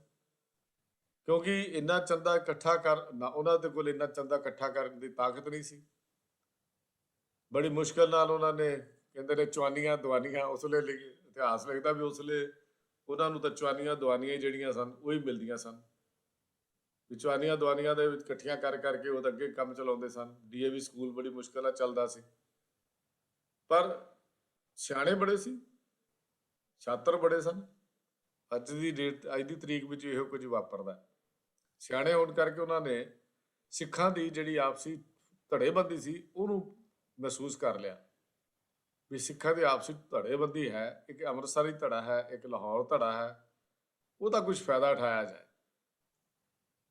ਖਾਲਸਾ ਦੀਵਾਨ ਅੰਮ੍ਰਿਤਸਰ ਦੇ ਮੈਂਬਰ ਜਿਹੜੇ ਕੁਝ ਦਿਨ ਪਹਿਲਾਂ ਹੀ ਅਜੇ ਪ੍ਰਚਾਰ ਕਰਕੇ ਗਏ ਸਨ ਕਿ ਭਾਈ ਗੁਰਮੁਖ ਸਿੰਘ ਨੂੰ ਕਿਉਂਕਿ ਕਾਲ ਤਖਤ ਤੋਂ ਛੇਕਿਆ ਹੋਇਆ, ਇਸ ਲਈ ਉਹਨੂੰ ਸਹਾਇਤਾ ਨਾ ਦਿੱਤੀ ਜਾਏ। ਉਹਨਾਂ ਨੇ ਇਹ ਦੇਖਿਆ ਵੀ ਇਹ ਜਿਹੜਾ ਖਾਲਸਾ ਦੀਵਾਨ ਲਾਹੌਰ ਹੈ, ਇਹ ਇਸ ਵੇਲੇ ਗੱਲ ਨਾਲ ਖਾਲਸਾ ਕਾਲਜ ਬਣਾਉਣ ਲਈ ਤਾਂ ਸਹਿਮਤ ਹੈ, ਲੇਕਿਨ ਗਿਆਨੀ ਗੁਰਮੁਖ ਸਿੰਘ ਤੋਂ ਬੜਾ ਔਖਾ ਹੈ, ਕਿਉਂਕਿ ਉਹਨਾਂ ਨੇ ਉਹਨੂੰ ਜੋ ਪੰਥ ਵਿੱਚੋਂ ਛੁਕਵਾਇਆ ਸੀ, ਅਕਾਲ ਤਖਤ ਤੋਂ ਛੁਕਵਾਇਆ ਗਿਆ ਸੀ, ਤੇ ਉਹਦਾ ਅਸਰ ਕੋਈ ਨਾ ਹੋਇਆ ਸਿੱਖਾਂ ਦੇ ਉੱਤੇ। ਪਰ ਹੁਣ ਉਹਨਾਂ ਨੇ ਜਿਹੜੀ ਸਕੀਮ ਇਹ ਖੇਡੀ ਕਿ ਇਹਦਾ ਕੁਛ ਨਾ ਕੁਛ ਹੱਲ ਜਿਹੜਾ ਇਸ ਢੰਗ ਨਾਲ ਲੱਭਿਆ ਜਾਏ। ਤਾਂ ਇਸ ਖਿਆਲ ਨਾਲ ਉਹਨਾਂ ਨੇ ਫਿਰ ਇੱਕ ਅੰਮ੍ਰਿਤਸਰ ਧੜੇ ਨੂੰ ਚੁੱਕਿਆ ਤੇ ਉਹਨਾਂ ਨੇ ਫਿਰ ਖਾਲਸਾ ਕਾਲਜ ਅੰਮ੍ਰਿਤਸਰ ਖੋਲ੍ਹਣ ਲਈ ਇਸ਼ਤਿਹਾਰ ਛਾਪ ਦਿੱਤੇ। ਅੰਮ੍ਰਿਤਸਰ ਧੜੀ ਨੇ ਆਰੀਆ ਸਮਾਜੀਆਂ ਦੇ ਨਾਲ ਰਲ ਕੇ ਇੱਕ ਨਵਾਂ ਪ੍ਰੋਪੋਗੰਡਾ ਜਿਹੜਾ ਸੀ ਸ਼ੁਰੂ ਹੋ ਗਿਆ। ਇਸ ਗੱਲ ਤੇ ਜ਼ੋਰ ਦੇਣ ਲੱਗ ਪਏ ਕਿ ਕਿਉਂਕਿ ਅੰਮ੍ਰਿਤਸਰ ਗੁਰੂ ਕੀ ਨਗਰੀ ਹੈ, ਇਸ ਲਈ ਖਾਲਸਾ ਕਾਲਜ ਇੱਥੇ ਬਣਨਾ ਚਾਹੀਦਾ ਹੈ, ਕਿਉਂਕਿ ਗੁਰੂ ਦੀ ਨਗਰੀ ਵਿੱਚ ਹੀ ਖਾਲਸਾ ਕਾਲਜ ਬਣਨਾ ਚਾਹੀਦਾ ਹੈ। ਤਾਂ ਉਹਨਾਂ ਨੇ ਕਾਫੀ ਜ਼ੋਰ ਜਿਹੜਾ ਇਸ ਪਾਸੇ ਲਾਉਣਾ ਸ਼ੁਰੂ ਕਰ ਦਿੱਤਾ। ਸ਼ਹਿਰਾਂ ਦੇ ਪਿੰਡਾਂ ਦੇ ਵਿੱਚ ਇਸ ਲਈ ਉਹਨਾਂ ਨੇ ਗੇੜੇ ਮਾਰਨੇ ਸ਼ੁਰੂ ਕਰਤੇ, ਚੱਕਰ ਮਾਰਨੇ ਸ਼ੁਰੂ ਕਰ ਦਿੱਤੇ ਵੀ ਕਿਉਂਕਿ ਇੱਥੇ ਬਣੇ ਪਿੰਡਾਂ ਦੇ ਲੋਕਾਂ ਕੋਲ ਜਾ ਕੇ ਜਿਹੜੀਆਂ ਬਣੇ ਹੁੰਦੇ ਮੋਹਰੀ ਹਨ ਪਿੰਡਾਂ ਦੇ, ਉਹਨਾਂ ਕੋਲ ਜਾ ਕੇ ਦਸਤਖਤ ਕਰਾਉਣੇ ਸ਼ੁਰੂ ਕਰ ਦਿੱਤੇ। ਤੇ ਗਵਰਨਮੈਂਟ ਦੇ ਕੋਲ ਇੱਕ ਮੈਮੋਰੈਂਡਮ ਜਿਹੜਾ ਸੀ ਉਹ ਭੇਜ ਦਿੱਤਾ। ਸੈਂਕੜੇ ਟੈਲੀਗ੍ਰਾਮ ਜਿਹੜੀਆਂ ਤਾਰਾਂ ਕਹਿੰਦੇ ਸੀ ਉਹ ਵੀ ਦਵਾ ਦਿੱਤੀਆਂ। ਪਹਿਲਾਂ ਤਾਂ ਗਵਰਨਮੈਂਟ ਨੇ ਸਿੱਖਾਂ ਨੂੰ ਸਮਝਾਉਣ ਦੀ ਕੋਸ਼ਿਸ਼ ਕੀਤੀ ਵੀ ਇਹ ਗੱਲ ਠੀਕ ਨਹੀਂ, ਪਰ ਮਜਬੂਰ ਹੋ ਕੇ ਜਦੋਂ ਬਹੁਤਾ ਦਬਾਅ ਪੈ ਗਿਆ ਤਾਂ ਸਰਕਾਰ ਨੇ ਵੀ ਅੰਮ੍ਰਿਤਸਰ ਦੇ ਹੱਕ 'ਚ ਫੈਸਲਾ ਜਿਹੜਾ ਸੀ ਕਰ ਲਿਆ ਕਿ ਸਾਨੂੰ ਕੋਈ ਇਤਰਾਜ਼ ਨਹੀਂ ਜੇ ਤੁਸੀਂ ਕਾਲਜ ਅੰਮ੍ਰਿਤਸਰ ਵਿੱਚ ਵੀ ਬਣਾ ਲਓ। ਅੰਮ੍ਰਿਤਸਰ ਜਦੋਂ ਹੁਣ ਫਿਰ ਇਹ ਸਵਾਲ ਪੈਦਾ ਹੋ ਗਿਆ ਕਿ ਅੰਮ੍ਰਿਤਸਰ ਦੇ ਵਿੱਚ ਕਾਲਜ ਕਿੱਥੇ ਬਣਾਇਆ ਜਾਏ। ਗਵਰਨਮੈਂਟ ਤਾਂ ਰੇਲਵੇ ਸਟੇਸ਼ਨ ਦੇ ਨਾਲ ਹੀ ਰਾਮ ਬਾਗ ਦੀ ਜ਼ਮੀਨ ਦੇਣ ਲਈ ਤਿਆਰ ਸੀ। ਜਿਹੜਾ ਰਾਮ ਬਾਗ ਹੈ, ਜਿਹੜਾ ਅੰਮ੍ਰਿਤਸਰ 'ਚ ਜਿਹੜੇ ਰਹਿਣ ਵਾਲੇ ਹਨ ਜਾਂ ਉੱਥੇ ਰਹਿੰਦੇ ਹਨ ਉਹਨਾਂ ਨੂੰ ਪਤਾ ਹੈ। ਉਹ ਕਹਿੰਦੇ ਸੀ ਵੀ ਰੇਲਵੇ ਸਟੇਸ਼ਨ ਦੇ ਨੇੜੇ ਰਾਮ ਬਾਗ ਦੀ ਜ਼ਮੀਨ ਜਿਹੜੀ ਹੈ ਉਹ ਇਹ ਸ਼ੁਭ ਕਾਰਜ ਹੈ, ਸ਼ਹਿਰ ਦੇ ਵਿੱਚ ਹੀ ਜ਼ਮੀਨ ਜਿਹੜੀ ਹੈ ਅਸੀਂ ਤੁਹਾਨੂੰ ਦੇ ਦਿੰਦੇ ਹਾਂ। ਪਰ ਕੁਝ ਆਗੂਆਂ ਨੇ ਸੋਚਿਆ ਕਿ ਸ਼ਹਿਰ ਦੇ ਨੇੜੇ ਜੇ ਕਾਲਜ ਬਣ ਗਿਆ ਤਾਂ ਵਿਦਿਆਰਥੀਆਂ ਦਾ ਅਚਰ ਜਿਹੜਾ ਉੱਤੇ ਸ਼ਹਿਰੀ ਪ੍ਰਭਾਵ ਪੈ ਜਾਏਗਾ ਤੇ ਅਸਰ ਬੜਾ ਮਾੜਾ ਪਏਗਾ। ਸੋਚ ਕਈਆਂ ਦੀ ਛੋਟੀ ਹੁੰਦੀ ਹੈ ਨਾ, ਇਸ ਲਈ ਅੰਮ੍ਰਿਤਸਰ ਤੋਂ ਕਹਿੰਦੇ ਵੈਸਟ ਸਾਈਡ ਪੱਛਮ ਵਾਲੇ ਪਾਸੇ 4 ਮੀਲ ਤੇ ਲਾਹੌਰ ਜਾਣ ਵਾਲੀ ਜਿਹੜੀ ਸੜਕ ਦੇ ਸੱਜੇ ਹੱਥ ਇੱਕ ਜਗ੍ਹਾ ਹੈ, ਉਹ ਪਿੰਡ ਦਾ ਨਾਂ ਸੀ ਕੋਟ ਸੈਦ ਮਹਿਮੂਦ। ਉੱਥੋਂ ਦੇ ਜ਼ਿਮੀਂਦਾਰਾਂ ਤੋਂ 100 ਏਕੜ ਜ਼ਮੀਨ ਜਿਹੜੀ ਸੀ ਖਰੀਦ ਲਈ, ਜਿੱਥੇ ਅੱਜ ਖਾਲਸਾ ਕਾਲਜ ਅੰਮ੍ਰਿਤਸਰ ਬਣਿਆ ਹੋਇਆ ਹੈ। ਉੱਥੇ ਉਹ ਜ਼ਮੀਨ ਖਰੀਦੀ ਤੇ 5 ਮਾਰਚ 1892 ਨੂੰ ਇਹ ਸਰ ਜੇਮਜ਼ ਲਾਇਲ ਲਾਟ ਸਾਹਿਬ ਦੇ ਹੱਥੀਂ ਇਸ ਖਾਲਸਾ ਕਾਲਜ ਦੀ ਨੀਂਹ ਜਿਹੜੀ ਸੀ ਉਹ ਰੱਖੀ ਗਈ। ਤਾਂ 5 ਮਾਰਚ ਸਨ 1892 ਨੂੰ 1892 ਉਹ ਜਿਹੜੀ ਮਿਹਨਤ ਸੀ ਸਿੱਖਾਂ ਦੀ ਵਿਦਿਅਕ ਲਹਿਰ ਦੀ, ਅੱਜ ਉਸ ਨੂੰ ਬੂਰ ਲੱਗਾ ਹੈ। 13 ਸਾਲ ਮਿਹਨਤ ਕੀਤੀ ਸਿੱਖ ਆਗੂਆਂ ਨੇ 1880 ਤੋਂ ਲੈ ਕੇ 79 ਤੋਂ ਲੈ ਕੇ ਸ਼ੁਰੂ ਹੋਇਆ ਔਰ 1892 ਵਿੱਚ ਜਾ ਕੇ ਉਸ ਮਿਹਨਤ ਨੂੰ ਬੂਰ ਲੱਗਾ ਜਿਹੜੀ ਗਿਆਨੀ ਗੁਰਮੁਖ ਸਿੰਘ ਤੇ ਉਹਨਾਂ ਦੇ ਸਾਥੀਆਂ ਨੇ, ਗਿਆਨੀ ਦਿੱਤ ਸਿੰਘ ਤੇ ਹੋਰ ਸਾਥੀਆਂ ਨੇ ਜਿਹੜੀ ਉਹ ਕੀਤੀ ਸੀ। ਤਾਂ 5 ਮਾਰਚ 1892 ਨੂੰ ਇਹ ਨੀਂਹ ਪੱਥਰ ਜਿਹੜਾ ਸੀ ਖਾਲਸਾ ਕਾਲਜ ਅੰਮ੍ਰਿਤਸਰ ਦਾ ਰੱਖਿਆ ਗਿਆ। ਕਾਲਜ ਦੇ ਅਹੁਦੇਦਾਰ ਯੂਰਪੀਅਨ ਅਫਸਰ, ਜਿਨ੍ਹਾਂ ਵਿੱਚ Mister J Sime, director of public instruction Punjab, Mister J C. Oman, colonel Holroyd, sir William Rattigan, ਇਹ ਕੁਝ ਨਾਮ ਹਨ ਜਿਹੜੇ ਉਸ ਵੇਲੇ ਅਹੁਦੇਦਾਰਾਂ ਵਿੱਚ ਵੀ ਸ਼ਾਮਿਲ ਕੀਤੇ ਗਏ। ਭਾਈ ਗੁਰਮੁਖ ਸਿੰਘ ਦੇ ਨਾਲ ਮੋਢੇ ਨਾਲ ਮੋਢਾ ਢਾ ਕੇ ਇਹਨਾਂ ਜਿਹੜੇ ਯੂਰਪੀਅਨ ਅਫਸਰ ਸਨ, ਇਹਨਾਂ ਨੇ ਬੜੀ ਮਦਦ ਕੀਤੀ ਤੇ ਮੋਢੇ ਨਾਲ ਮੋਢਾ ਜੋੜ ਕੇ ਭਾਈ ਗੁਰਮੁਖ ਸਿੰਘ ਦੇ ਨਾਲ ਇਸ ਵਿਦਿਅਕ ਸੰਸਥਾ ਦੀ ਕਾਮਯਾਬੀ ਲਈ ਬਹੁਤ ਜ਼ਿਆਦਾ ਇਹਨਾਂ ਨੇ ਉਪਰਾਲੇ ਕੀਤੇ, ਜਿਨ੍ਹਾਂ ਦੇ ਨਾਮ ਮਿਲਦੇ ਹਨ। ਇਸ ਲਈ ਉਹਨਾਂ ਵਿੱਚੋਂ ਸਰ ਜਿਹੜਾ ਵਿਲੀਅਮ ਰੈਟਿੰਗਨ ਸੀ ਇਸ ਕਾਲਜ ਦਾ ਪ੍ਰਧਾਨ, ਤੇ ਮਿਸਟਰ ਜੇ.ਸੀ. ਓਮਨ ਜਿਹੜਾ ਸੀ ਉਹ ਪ੍ਰਿੰਸੀਪਲ ਬਣਿਆ। ਤੋਂ ਪਹਿਲਾ ਪ੍ਰਧਾਨ ਜਿਹੜਾ ਸੀ ਉਹ ਮਿਸਟਰ ਵਿਲੀਅਮ ਰੈਟਿੰਗਨ, ਤੇ ਜਿਹੜਾ ਪਹਿਲਾ ਪ੍ਰਿੰਸੀਪਲ ਸੀ ਉਹ ਜੇ.ਸੀ. ਓਮਨ, ਉਹ ਇਸ ਖਾਲਸਾ ਕਾਲਜ ਦਾ ਨਿਯਤ ਹੋਇਆ। ਤੋਂ ਖਾਲਸਾ ਕਾਲਜ ਲਾਹੌਰ ਦੇ ਮੋਢੀਆਂ ਵਿੱਚ ਸਰ ਜਵਾਹਰ ਸਿੰਘ ਜੀ, ਜਿਨ੍ਹਾਂ ਨੇ ਭਾਈ ਗੁਰਮੁਖ ਸਿੰਘ ਜੀ ਦੇ ਨਾਲ ਚੰਦਾ ਇਕੱਠਾ ਕਰਨ ਦੇ ਵਿੱਚ ਦਿਨ ਰਾਤ ਇੱਕ ਕਰ ਦਿੱਤਾ ਸੀ, ਉਹਨਾਂ ਨੂੰ ਖਾਲਸਾ ਕਾਲਜ ਕੌਂਸਲ ਦਾ ਸੈਕਟਰੀ ਸਕੱਤਰ ਬਣਾਇਆ ਗਿਆ। ਤਾਂ ਸਿੱਖ ਸਕੱਤਰ ਜੋ ਪਹਿਲੇ ਹੋਏ ਖਾਲਸਾ ਕਾਲਜ ਦੇ, ਉਹ ਭਾਈ ਸਾਹਿਬ ਭਾਈ ਜਵਾਹਰ ਸਿੰਘ ਜੀ ਬਣੇ। ਸੰਨ 1893 ਦੇ ਵਿੱਚ ਇੱਥੇ ਖਾਲਸਾ ਕਾਲਜ ਸਕੂਲ, ਹੁਣ ਕਾਲਜ ਦੇ ਖੋਲ੍ਹਣ ਦੇ ਲਈ ਉੱਥੇ ਖਾਲਸਾ ਕਾਲਜ ਸਕੂਲ ਖੁੱਲਿਆ ਤੇ 8ਵੀਂ ਤੱਕ ਪਹਿਲਾਂ ਪੜ੍ਹਾਈ ਸ਼ੁਰੂ ਕੀਤੀ। ਫਿਰ 1896 ਦੇ ਵਿੱਚ 1896 ਦੇ ਵਿੱਚ ਇਹ 11ਵੀਂ ਤੱਕ, ਜਿਹਨੂੰ FA ਕਿਹਾ ਜਾਂਦਾ ਸੀ ਉਸ ਵੇਲੇ, ਤੇ ਮੇਰਾ ਖਿਆਲ ਹੈ ਜੀ, ਮੈਨੂੰ ਜਿੰਨੀ ਕੁ ਜਾਣਕਾਰੀ ਹੈ FA 11ਵੀਂ ਨੂੰ ਕਿਹਾ ਜਾਂਦਾ ਸੀ। ਸਾਡੇ ਵੇਲੇ ਹਾਇਰ ਸੈਕੰਡਰੀ ਬਣ ਗਈ, ਤਾਂ ਇਸ ਤੋਂ ਪਹਿਲਾਂ ਉਸ ਨੂੰ FA ਕਿਹਾ ਜਾਂਦਾ ਸੀ। ਤੇ ਉਸ ਤੋਂ ਬਾਅਦ ਫਿਰ ਕਾਲਜਾਂ ਵਿੱਚ ਉਹਨੂੰ ਪ੍ਰੈਪ ਕਹਿਣ ਲੱਗ ਪਏ। ਫਿਰ +2 ਦਾ ਸਿਸਟਮ ਜਿਹੜਾ ਸੀ ਪੜ੍ਹਾਈ ਦਾ ਆ ਗਿਆ। ਇਹ 11ਵੀਂ ਦੀ ਪੜ੍ਹਾਈ ਜਿਹੜੀ ਸੀ, ਇਹ ਕਲਾਸਾਂ 11ਵੀਂ ਤੱਕ ਜਿਹੜੀਆਂ ਸੀ ਸ਼ੁਰੂ ਹੋ ਗਈਆਂ। ਇਸ ਤੋਂ 3 ਸਾਲ ਮਗਰੋਂ ਫਿਰ ਇਸ ਕਾਲਜ ਦੀ ਪੜ੍ਹਾਈ BA ਤੱਕ, ਤੇ ਫਿਰ FSC ਤੇ BSc ਤੱਕ ਜਾ ਪਹੁੰਚੀ। ਸਰਦਾਰ ਸੁੰਦਰ ਸਿੰਘ ਮਜੀਠਾ ਨੇ ਬਹੁਤ ਸੇਵਾ ਕੀਤੀ, ਤਨ ਮਨ ਧਨ ਨਾਲ ਇਸ ਕਾਲਜ ਦੀ ਬਣਾਉਣ ਦੇ ਵਿੱਚ ਸੇਵਾ ਕੀਤੀ, ਔਰ ਉੱਨਤੀ ਦੇ ਲਈ ਵੀ ਉਹਨਾਂ ਨੇ ਆਪਣਾ ਬਹੁਤ ਤਕੜਾ ਯੋਗਦਾਨ ਪਾਇਆ। ਇਸ ਤਰ੍ਹਾਂ ਇਹ ਕਹਿ ਸਕਦੇ ਹਾਂ ਵੀ ਸਿੱਖਾਂ ਦੀ ਇੱਕ ਅਦੁੱਤੀ ਵਿਦਿਅਕ ਸੰਸਥਾ, ਜੋ ਇੱਕ ਗਰੀਬ ਸਿੱਖ ਨੇ ਸ਼ੁਰੂ ਕੀਤੀ ਸੀ। ਮੈਂ ਗਰੀਬ ਇਸ ਕਰਕੇ ਵਰਤ ਰਿਹਾ ਵੀ ਆਰਥਿਕ ਤੰਗੀ ਦੇ ਵਿੱਚੋਂ ਲੰਘਿਆ ਹੋਇਆ ਸਿੱਖ ਗੁਰਮੁਖ ਸਿੰਘ ਸੱਚਮੁੱਚ ਹੀ ਅੰਦਰ ਨੂੰ ਤਸੱਲੀ ਹੁੰਦੀ ਹੈ ਜਦੋਂ, ਹਾਂਜੀ, FA ਦਾ ਮਤਲਬ ਜੀ fellow of arts. Fellow of arts 11ਵੀਂ ਤੱਕ ਦੀ ਪੜ੍ਹਾਈ ਨੂੰ ਉਸ ਵੇਲੇ ਕਿਹਾ ਜਾਂਦਾ ਸੀ, ਜਦੋਂ ਬਾਅਦ ਵਿੱਚ ਇਹਨੂੰ ਹਾਇਰ ਸੈਕੰਡਰੀ ਕਹਿਣ ਲੱਗ ਪਏ, 10ਵੀਂ ਜਿਹੜਾ ਸੀ ਉਹ ਕਿਹਾ ਜਾਂਦਾ ਸੀ। ਤਾਂ ਫੈਲੋ ਆਫ ਆਰਟਸ ਹੈ ਜੀ ਫੁੱਲ ਫਾਰਮ ਜਿਹੜੀ FA ਦੀ। ਤਾਂ ਸੁੰਦਰ ਸਿੰਘ ਮਜੀਠੀਆ ਨੇ ਤਨ ਮਨ ਨਾਲ ਇਹਦੀ ਸੇਵਾ ਕੀਤੀ। ਇੱਕ ਅਦੁੱਤੀ ਵਿਦਿਅਕ ਸੰਸਥਾ ਸੀ ਸਿੱਖਾਂ ਦੀ। ਉਹ ਵਿਚਾਰਾ ਗਰੀਬ ਸਿੱਖ, ਆਰਥਿਕ ਤੌਰ ਤੇ ਤਸੀਹੇ ਝੱਲਣ ਵਾਲਾ, ਉਹਦੀਆਂ ਕੁਰਬਾਨੀਆਂ ਨੂੰ ਅੱਜ ਫਲ ਲੱਗਾ ਹੈ ਇਸ ਖਾਲਸਾ ਕਾਲਜ ਦੇ ਚੱਲਣ ਦੇ ਨਾਲ। ਤਾਂ ਫਿਰ ਇਹ ਕਾਲਜ ਜਿਹੜਾ ਸੀ, ਮੈਂ ਇਹ ਕਹਿ ਸਕਦਾ ਹਾਂ ਕਿ ਇਹ ਕਾਲਜ ਇੱਕ ਸ਼ਾਹੀ ਕਾਲਜ ਦੀ ਸ਼ਕਲ ਵਿੱਚ ਜਿਹੜਾ ਸੀ ਹੌਲੀ ਹੌਲੀ ਬਦਲ ਗਿਆ, ਜਿਹੜਾ ਸੀ ਇਹ ਕਾਲਜ ਖਾਲਸਾ ਕਾਲਜ।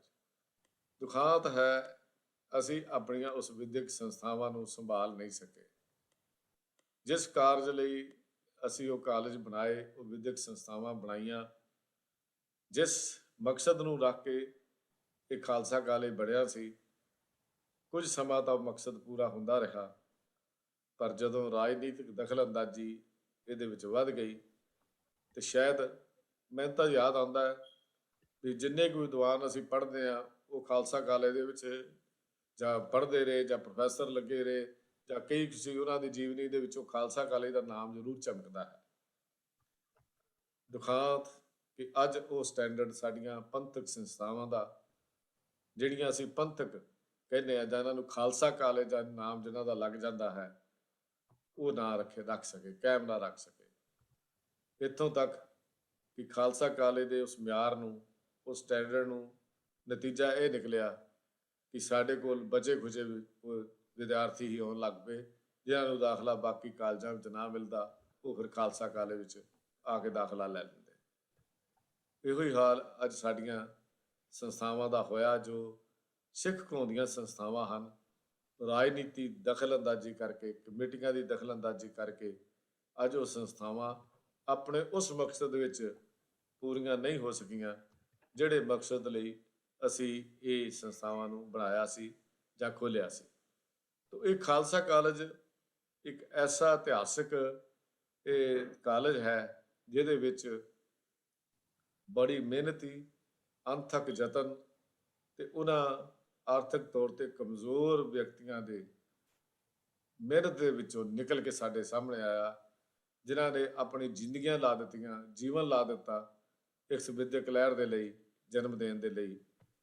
ਇਹਨਾਂ ਵਿੱਚ ਗਿਆਨੀ ਗੁਰਮੁਖ ਸਿੰਘ ਜੀ ਸਭ ਤੋਂ ਵੱਡੇ ਮੋਹਰੀ ਸਨ, ਜਿਨ੍ਹਾਂ ਨੇ ਇਹ ਹਿੱਸਾ ਪਾ ਕੇ ਭਾਈ ਜਵਾਹਰ ਸਿੰਘ ਦੇ ਨਾਲ ਵੱਡੀ ਕੁਰਬਾਨੀ ਕਰਕੇ ਲਗਭਗ 13-14 ਸਾਲ ਮਿਹਨਤ ਕਰਕੇ ਇਸ ਵਿਦਿਅਕ ਸੰਸਥਾ ਨੂੰ ਸਾਡੀ ਕੌਮ ਦੀ ਝੋਲੀ ਵਿੱਚ ਪਾਇਆ। ਯਤਨ ਕਰੀਏ ਇਹਨਾਂ ਵਿਦਿਅਕ ਸੰਸਥਾਵਾਂ ਨੂੰ ਸਾਂਭਣ ਦਾ। ਇਹਨਾਂ ਵਿੱਚ ਜਿੱਥੇ ਅਕੈਡਮਿਕ ਕੁਆਲੀਫਿਕੇਸ਼ਨ ਹੈ, ਉੱਥੇ ਮਨੁੱਖੀ ਘਾਟ ਘੜਨ ਦੇ ਵੀ ਸਾਨੂੰ ਯਤਨ ਕਰਨੇ ਚਾਹੀਦੇ ਹਨ, ਤਦ ਕਿ ਸਾਡਾ ਮਕਸਦ ਕੇਵਲ ਅਕੈਡਮਿਕ ਕੁਆਲੀਫਿਕੇਸ਼ਨ ਨਹੀਂ, ਇਨਸਾਨੀਅਤ ਵੀ ਉਹਦੇ ਵਿੱਚੋਂ ਘੜੀਏ। ਇਹ ਇਨਸਾਨੀਅਤ ਘੜਨ ਦਾ ਜਿਹੜਾ ਕੰਮ ਹੈ, ਇਹ ਸਾਡੀਆਂ ਇਹ ਸੰਸਥਾਵਾਂ ਨਿਭਾ ਸਕਦੀਆਂ ਹਨ। ਇਸੇ ਵਾਸਤੇ ਹੀ ਖਾਲਸਾ ਸਕੂਲ, ਖਾਲਸਾ ਕਾਲਜ ਅਸੀਂ ਖੋਲ੍ਹੇ, ਬਣਾਏ, ਤਦ ਕਿ ਅਸੀਂ ਇਹਦੇ ਵਿੱਚੋਂ ਵਿੱਦਿਆ ਦੇ ਨਾਲ ਨਾਲ ਮਨੁੱਖ ਵੀ ਕੱਢ ਸਕੀਏ। ਇਹ ਮਨੁੱਖ ਘੜਨ ਦੇ ਸਾਡੇ ਸਰੋਤ ਹਨ, ਜਿਨ੍ਹਾਂ ਵਿੱਚੋਂ ਅਸੀਂ ਸਿੱਖੀ ਦੀ ਆਉਣ ਵਾਲੀ ਭਵਿੱਖ ਨੂੰ ਉਜਲ ਕਰ ਸਕਦੇ ਹਾਂ। ਤਾਂ ਮੈਂ ਬੇਨਤੀ ਇਹੋ ਹੀ ਕਰਦਾ ਹਾਂ ਕਿ ਇਹਨਾਂ ਸੰਸਥਾਵਾਂ ਨੂੰ ਅਸੀਂ ਮੁੜ ਉਹਨਾਂ ਪੈਰਾਂ 'ਤੇ ਲੈ ਕੇ ਜਾਈਏ, ਜਿਹੜੇ ਪੈਰਾਂ 'ਤੇ ਭਾਈ ਗੁਰਮੁਖ ਸਿੰਘ, ਭਾਈ ਜਵਾਹਰ ਸਿੰਘ, ਭਾਈ ਦਿੱਤ ਸਿੰਘ ਤੇ ਉਹਨਾਂ ਦੇ ਸਾਥੀਆਂ ਨੇ ਇਹਨੂੰ ਖੜਾ ਕੀਤਾ ਸੀ, ਤਦ ਕਿ ਸਾਡਾ ਵੀ ਭਵਿੱਖ ਜਿਹੜਾ ਉਜਲਾ ਹੋ ਸਕੇ। ਹੋਈਆਂ ਭੁੱਲਾਂ ਦੀ ਆਪ ਪਾਸੋਂ ਖਿਮਾ ਮੰਗ ਰਿਹਾ ਹਾਂ ਜੀ। ਪਿਆਰ ਸਹਿਤ ਫਤਿਹ ਦੀ ਸਾਂਝ ਕਰੋ। ਵਾਹਿਗੁਰੂ ਜੀ ਕਾ ਖਾਲਸਾ, ਵਾਹਿਗੁਰੂ ਜੀ ਕੀ ਫਤਿਹ।